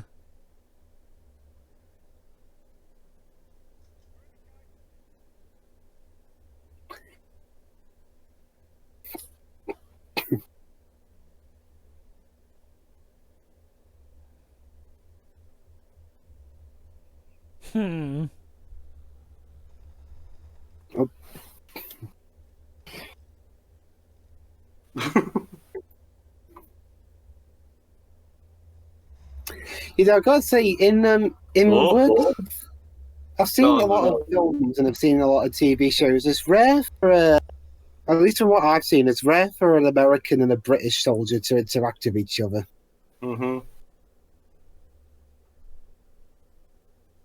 Like a fish. 52 minutes to deadline. Clock's ticking. Also, thanks for the bird. It was necessary to have that seagull roaming from point A to B of the camera. Hey, if it was John Woo, would have been a dove.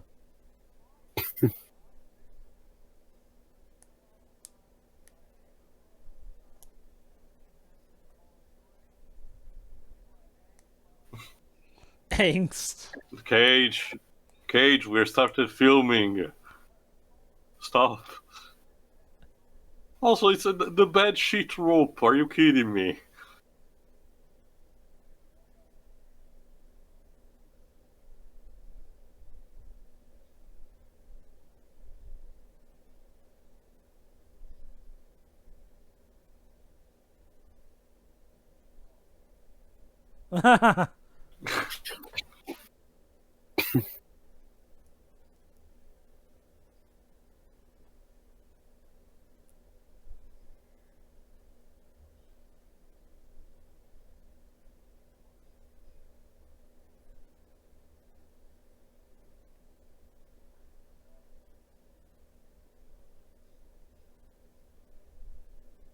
Yeah.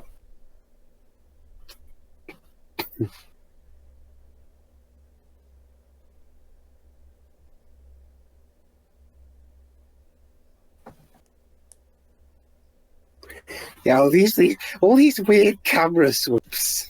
I know, right?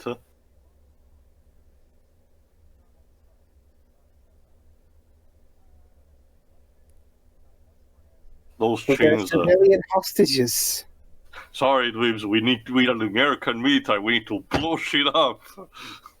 Unfortunately, in this case, it sadly does make some sense, you know. Sure, hostages would die, but if they don't do something, more people will die. Hell, one of them's a British national. I don't think, not quite sure we're going to take too kindly to one of our people. Although, apparently, remember, Dibs, according to everyone official, he doesn't exist. I guess. Again, remember, the Brits left him out to dry, technically.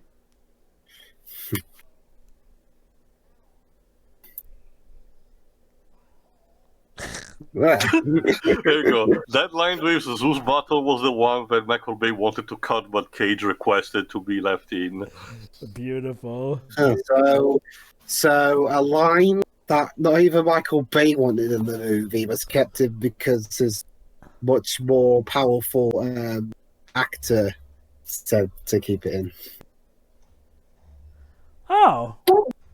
Nicolas Cage wasn't even an executive producer on this. Connor. Mm-hmm.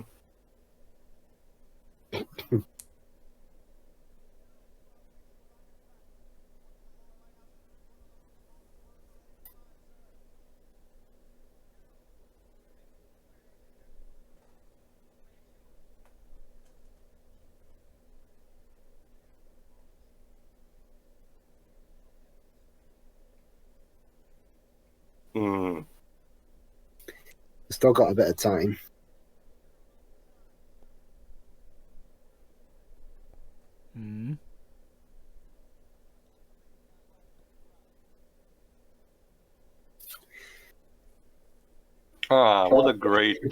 What a great weather. And now he's leaving again. I think we already had this conversation. Wait.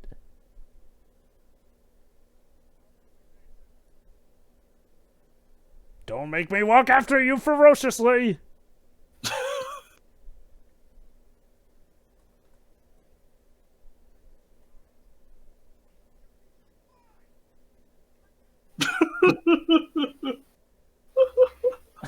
Oh.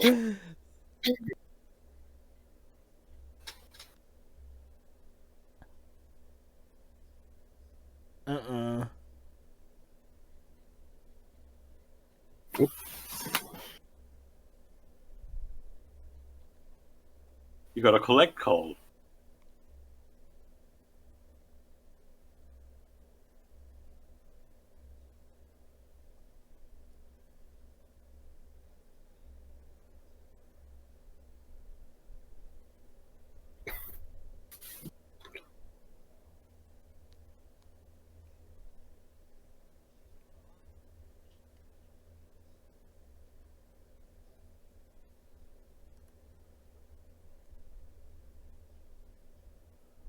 Who's the one in command here? Yeah, seriously.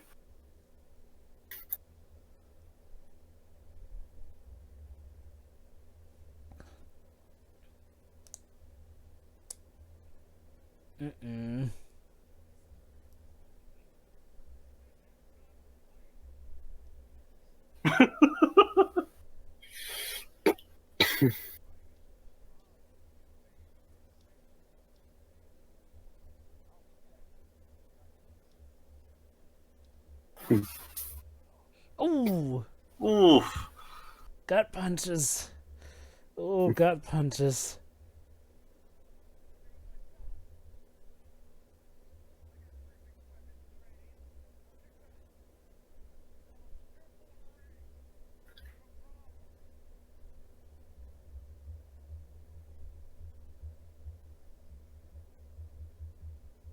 What's Sean Connery doing light jogging on the shores of Alcatraz? He's not Tom Cruise, so...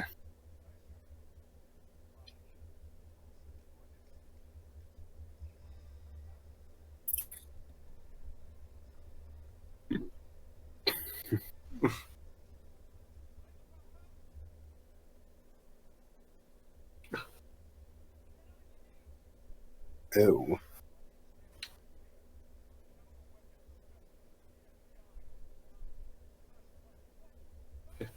Cage.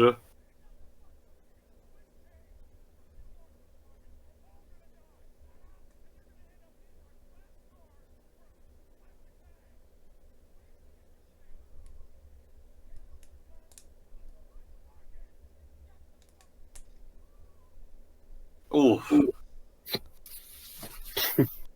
Oh, well, thank you, and wait a minute.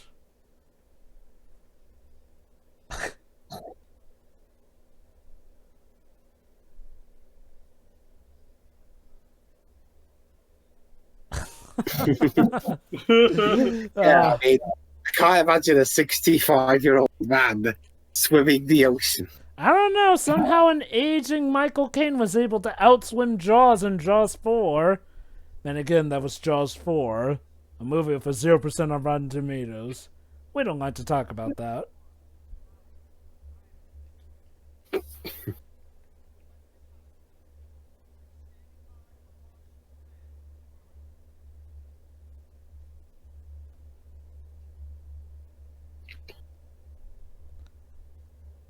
No, not another trolley. Oh, God.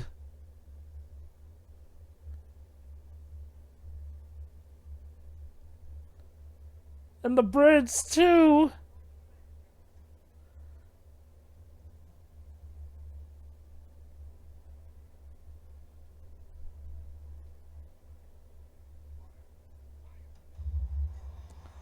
Oh, crap. There we go.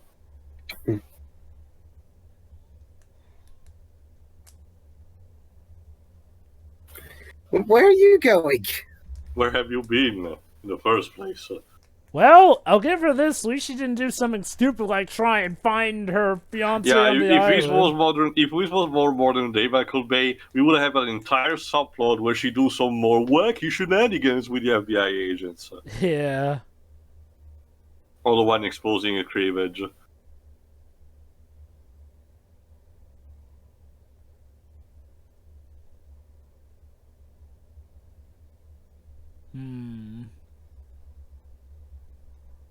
Oh, what's this?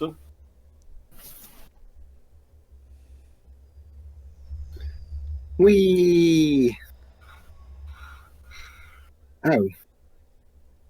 Oh?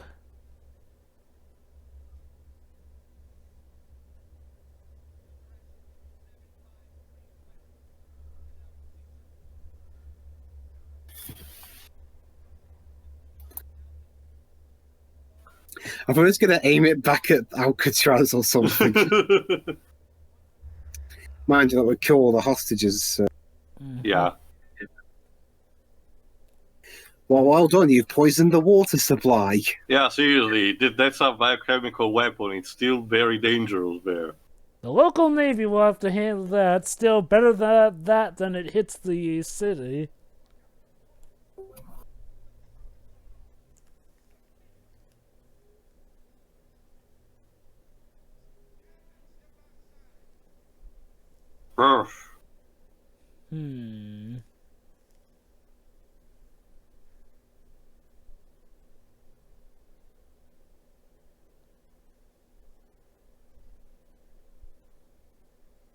That is what we call a lucky break.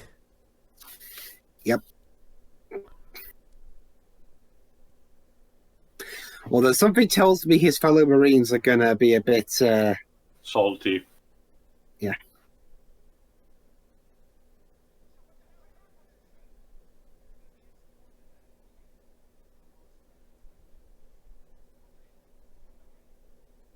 Wow, so he actually changed the coordinates.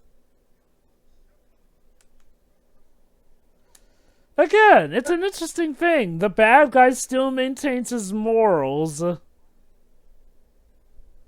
Oh.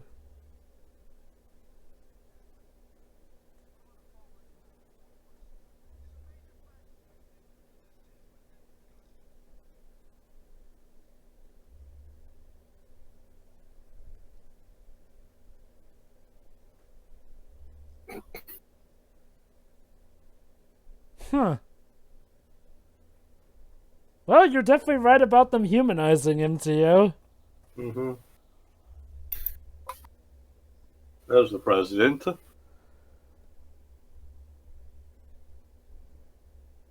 rather have Destiny Nielsen in this very moment as the president of the United States, but alas. Oh god, we need a speech from the president. My god. Michael, don't you have any shame at all?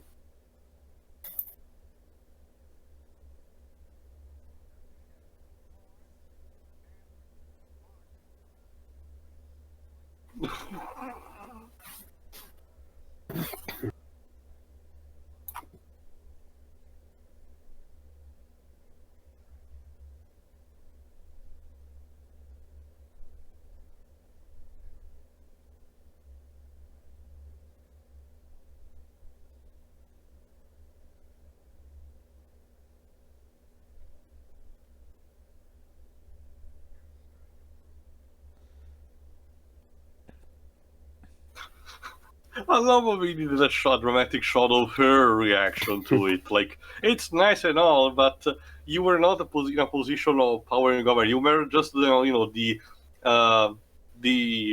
fiance of Nicolas Cage's character, a biochemist. Sure, an FBI agent, but a biochemist nonetheless.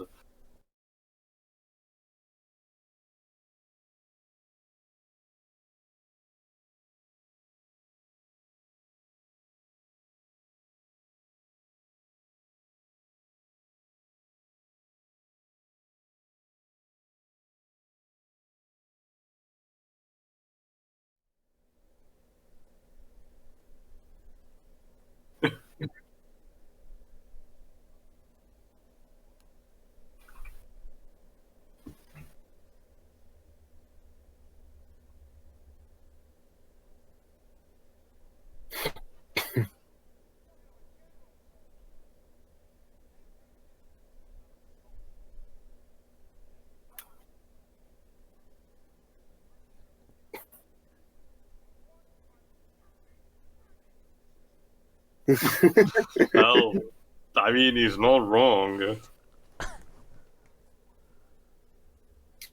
Yeah, he was never gonna watch those. He was never gonna try and kill people. See, here's the problem with that. You probably should check the mental sanity of the other people involved in this operation, because now shit like this is about to happen.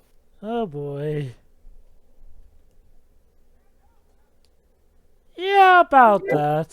I heard that little thing in your voice there. That's...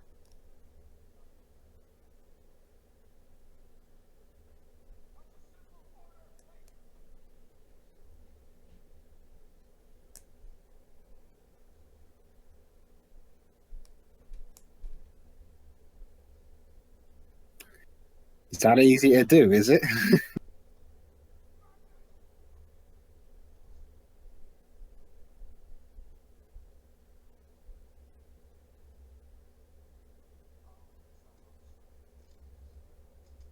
Oh. Okay, now we got a Mexican standoff. Yeah, I was about to say.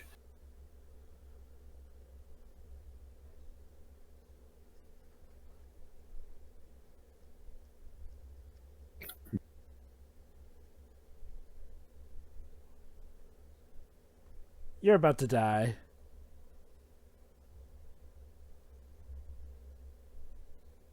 Oh. But oh. Yep. No, he actually, wow, loyal to his general to the very end. Wow. No. So there you go. Our main bad guy dies at the 3/4 mark. Well, 4/5, I guess. Or is he dead yet? He still well, is... at least neutralized.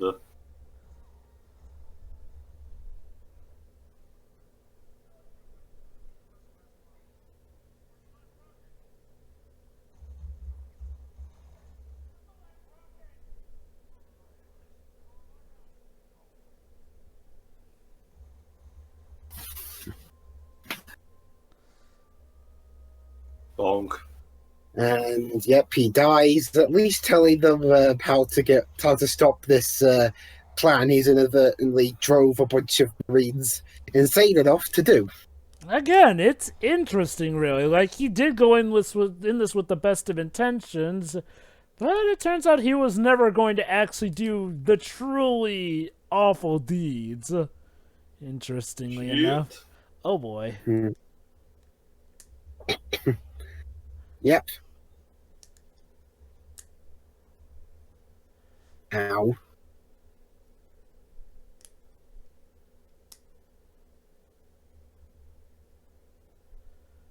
There it is. That one left to go. Almost seems a little too easy, but hey.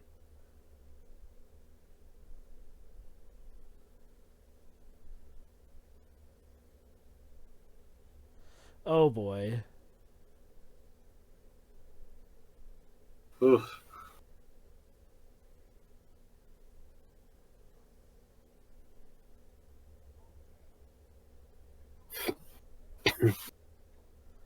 Yeah, that's one thing, Cage. The guy's kind of been run insane.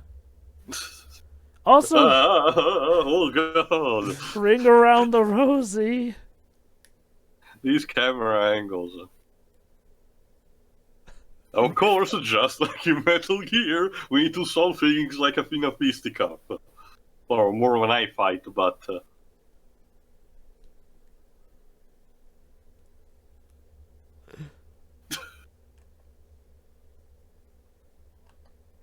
Uh-oh.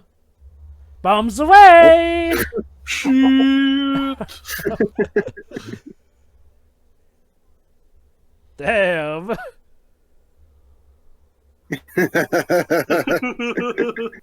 Oh. It's not even the rocket that kills him, but a pipe. Again, this is a fucking cartoon.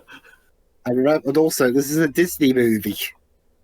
Can't wait to see this in Kingdom Hearts. I know, right? You know, yeah, I would actually play a Kingdom Hearts game with The Rock as old. When you say The Rock, What do you would mean you call like... it? Alcatraz. Yes, yes, yes. guess. That would be the perfect world name. Ah, still one psycho left alive.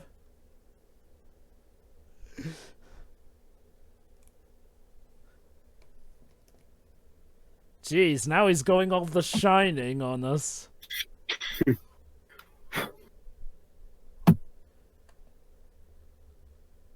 Oh, this was the guy who played the captain. That's Tony Todd. Fun fact, that's Oh, I've seen him before. yeah, he's Kern in Star Trek: The Next Generation.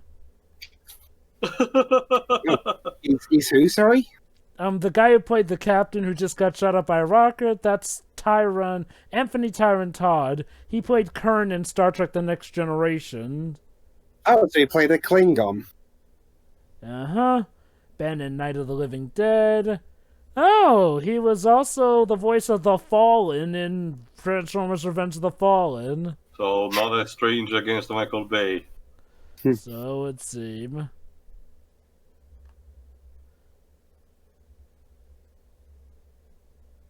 It's also in the Final Destination movies as well.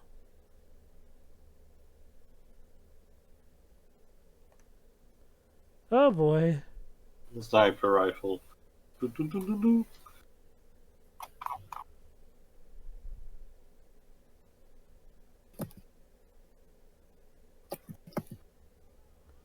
Bonk.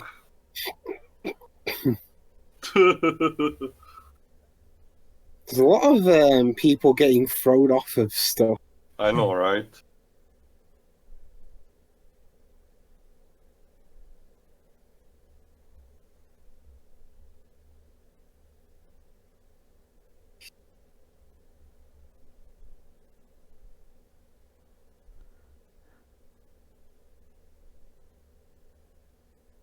Okay, now that definitely sounds Pirates of the Caribbean-esque. Yeah. Nicolas Cage is the lead in a Pirates of the Caribbean film. Who would be Why weirder, not? him or Johnny Depp? Oh, that's right, we need to even stop the bombing. Yeah.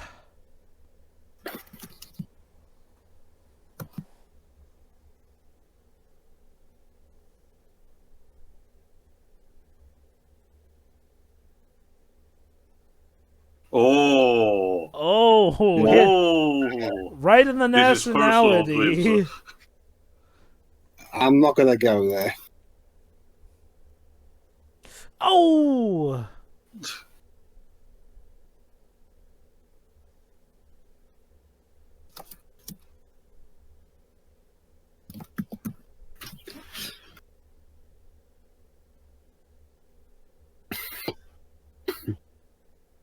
Also, wait, did they call him English earlier?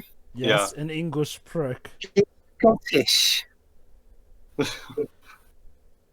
mean, Jesus, you'd think the United States Marine would know his locations better. I guess to be fair, he never actually heard him speak, so he assumed that because he was, just British, he was British, English. You can't just assume. That's rude. Well, they're the bad guys, Dribs. It's interesting. This is Michael Bay, the guy who idolizes the United States Army and glorifies them, and as the savior of mankind. And yet they get the nationalities wrong. Yeah, like they're a bunch of apes.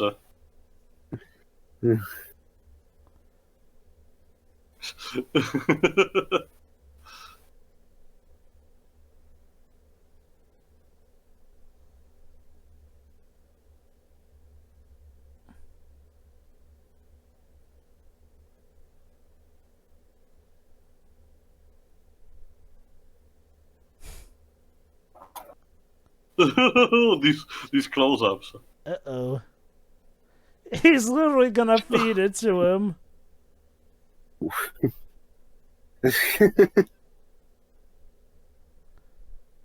And now it's time for the ultimate reincorporation. Cage needs to plant the adrenaline in his body. Ow. Yeah, but he has to get his heart, otherwise... Yeah, that's the thing. He clearly didn't jam it into his heart. Oh dear. Look at that. It's way down there. Yeah, he stabbed his stomach with that.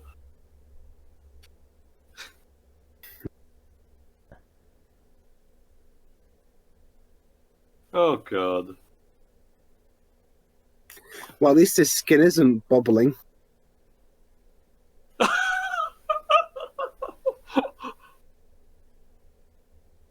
And now remembers also the flares to use. Mm-hmm. Oh, of course, you just had to say. Down in the bottle it is.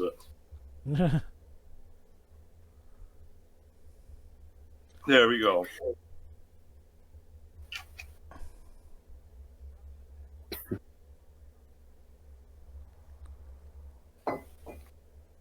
Come on, Nicolas Cage, make the run. You can do it.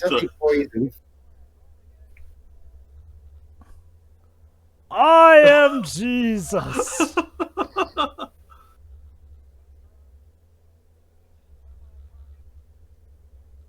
Stay on target. Stay on target.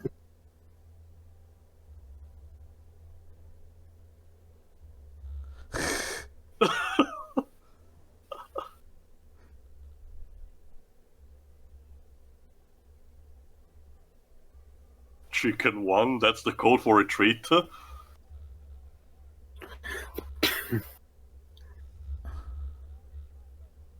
Oh no. Wow, that pilot is gonna get... also, I could see the wires on Cage. Oh god. Yeah, well, that pilot's gonna be in a lot of trouble, isn't he, Jova? Yeah. They said abort, not press the button.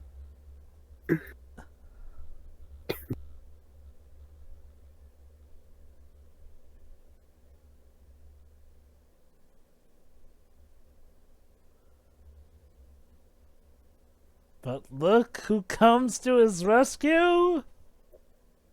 Complete with the flute and everything. Yes, we get it. He's Scottish. Stop with this shit. Hey, at least it's better than Highlander 2 where he's supposed to be Egyptian, yet they still use bagpipes.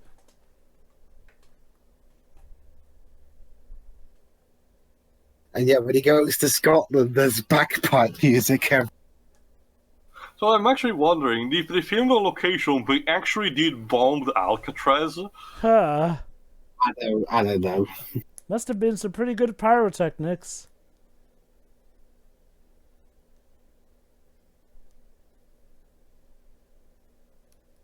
Please.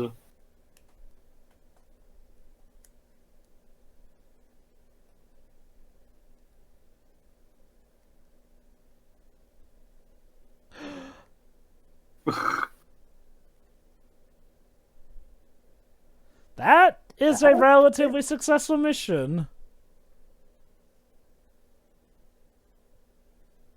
He's, I lost him. He died. He's dead. There we go. Faking the death. I have a love-hate relationship with those kinds of endings, I'll admit.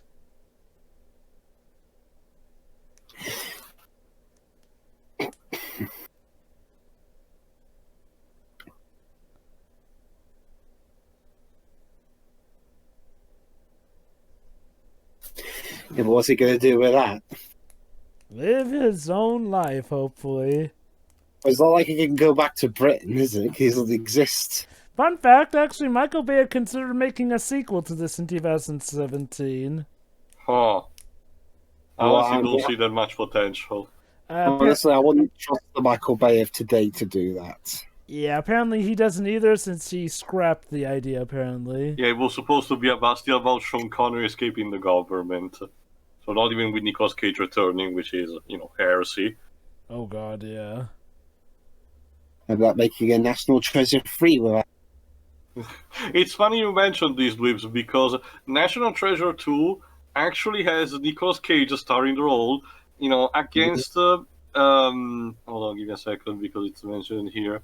Against Ed Harrison as the well-intentioned extremist villain. Wow.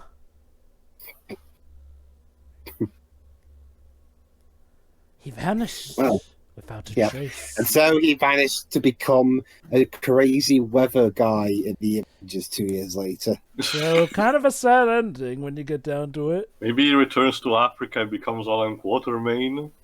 Oh, isn't that arguably even worse? Yeah. Or he has a terrible CG version of him recreated. Oh god, that's worse. Are you talking about Sir Billy?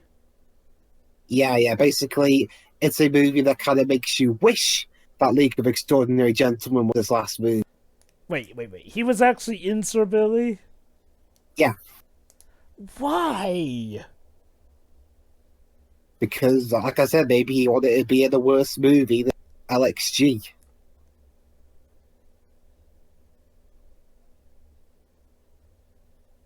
And now it's time for a good old pop song to end things on. The way Nicolas Cage was like, yeah, would I lie? I don't lie. Let me guess, just married.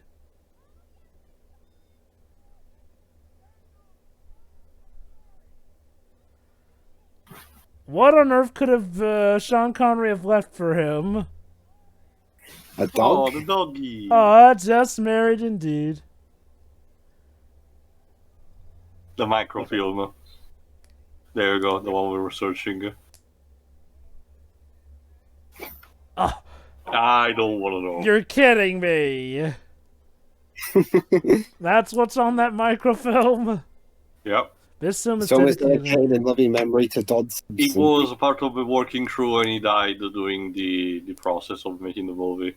Alright. And now our hero rides off into the night. It's not even the sunset. It's surprisingly tame for Michael Bay standards. Alright, final thoughts. I'll be quick. This is a riot. This has basically everything you know and hate about Michael Bay, but it's just so damn enjoyable in stupidity. This is literally, again, all the people involved here treated this like it's a fucking cartoon, slapstick and everything. And it's so enjoyable despite being stupid and at times potentially even offensive. Some of the more noticeable cliches of Michael Bay are actually more tame compared to his later works, surprisingly. So I do wonder if he was just getting the kinks, ironed out, or if there were other people halting him from doing this kind of shit. But yeah, Nicolas Cage is a blast in this, as traditional Nicolas Cage. Sean Connery is amazing just because he can swear every 5 seconds with class, of course. Even the villains, despite the cartoony nature of the movie, the villains are at least, I'm not going to say they are super complex, but they're given thought to them, while the United States government is portrayed as a bunch of asinine pompous dicks who lose themselves on their own bureaucracy and, ego. Culminating to the point where even the president says he's kind of ashamed at how America treated the war heroes. well, we'll see how his decisions become better in Armageddon eventually. But yeah, and it all culminates in the plot where it's almost very similar to Metal Gear Solid. Like, goddamn. Honestly, again, it's been a while since I saw the movie, but it's definitely better than I remember. Good stuff. Next. Drips? Yeah, this was this is definitely when I could tell that because this was one of Michael Bay's earlier movies. He didn't have as much he doesn't have as much free reign as he does now when he makes stuff. I mean, hell, like I said earlier, Disney were constantly interfering with the film to the point where Sean Connery came on to defend him and said, leave Michael Bay alone if you still want me in the movie. Yeah. And it looks like it worked out for the most part. Yeah. I really enjoyed this. I mean, I'll be honest, I enjoyed Bad Boys. Mainly because, I think Bay dropped some of his more extreme shtick with that movie, although unfortunately you get it back for later movies, but that's neither here nor there. And yeah, I mean, as odd as his line deliveries, I enjoyed Nicolas Cage in the movie. I really enjoyed Ed Harris and Sean Connery. Yeah, and the rest were all pretty good. And the rest were all pretty good too. So just saying this was the last really enjoyable Sean Connery. Unfortunately. Again, it's thanks to Michael Bay we have that. Yeah, that'd be like if that'd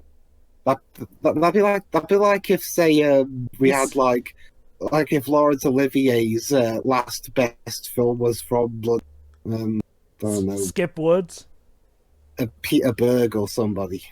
The Battleship director. Yep. Mm-hmm. But yeah, that's about it really. I mean, what you could say really about this, it's although I will say at least Bay and the writers put some degree of thought into it. Mm-hmm. It's kind of makes films like The Last Night aggravating. But anyway, that's it. Next. Yeah, I really enjoyed this movie a lot. I mean, it has some quirks of Michael Bay that can be a bit annoying, but for the most part, it feels like a genuinely interesting story here. Yes, it can get silly. Hell yes, it can get over the top. But by God, the movie just runs with it, and it's great. Nicolas Cage, for someone who had to ad-lib most of his script, pretty much does this without missing a beat. Sean Connery is smooth. Like, he is one smooth operator in this movie. It is so lavish to listen to. Yes, even when he swears. And again, I really am interested that Michael Bay didn't make this just some black and white thing like he tends to in a lot of his movies. No. There's a lot of gray morality in this one, to the point where, again, the main bad guy actually flakes on really trying to hurt any innocents in the long run. Heck, when you get down to it, the main bad guy technically doesn't kill anyone. Now, granted, at worst, he sacrifices one of his own, yes, but the moment that, the troops come in, he orders his men to cease fire, like it's someone else who calls the shots, and it turns out he was never going to kill the innocents. Now, granted, what he did still is wrong, but you can sort of see where he's coming from, in a sense where, again, if his methodology was, not as violent, he'd be the good guy, essentially. It's a similar case with Mason as well. Like, Mason is a guy screwed over by what are supposed to be the good guys on both ends in there. Again, like I said, the gray morality here is actually pretty interesting and nifty to work with.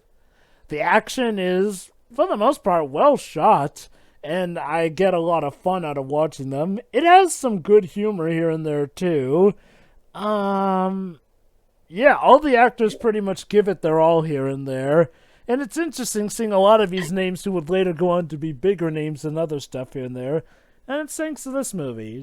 But, man, the thing that really grabs me the most was that score. Like, holy cow, Hans and his partner Smith for this one are...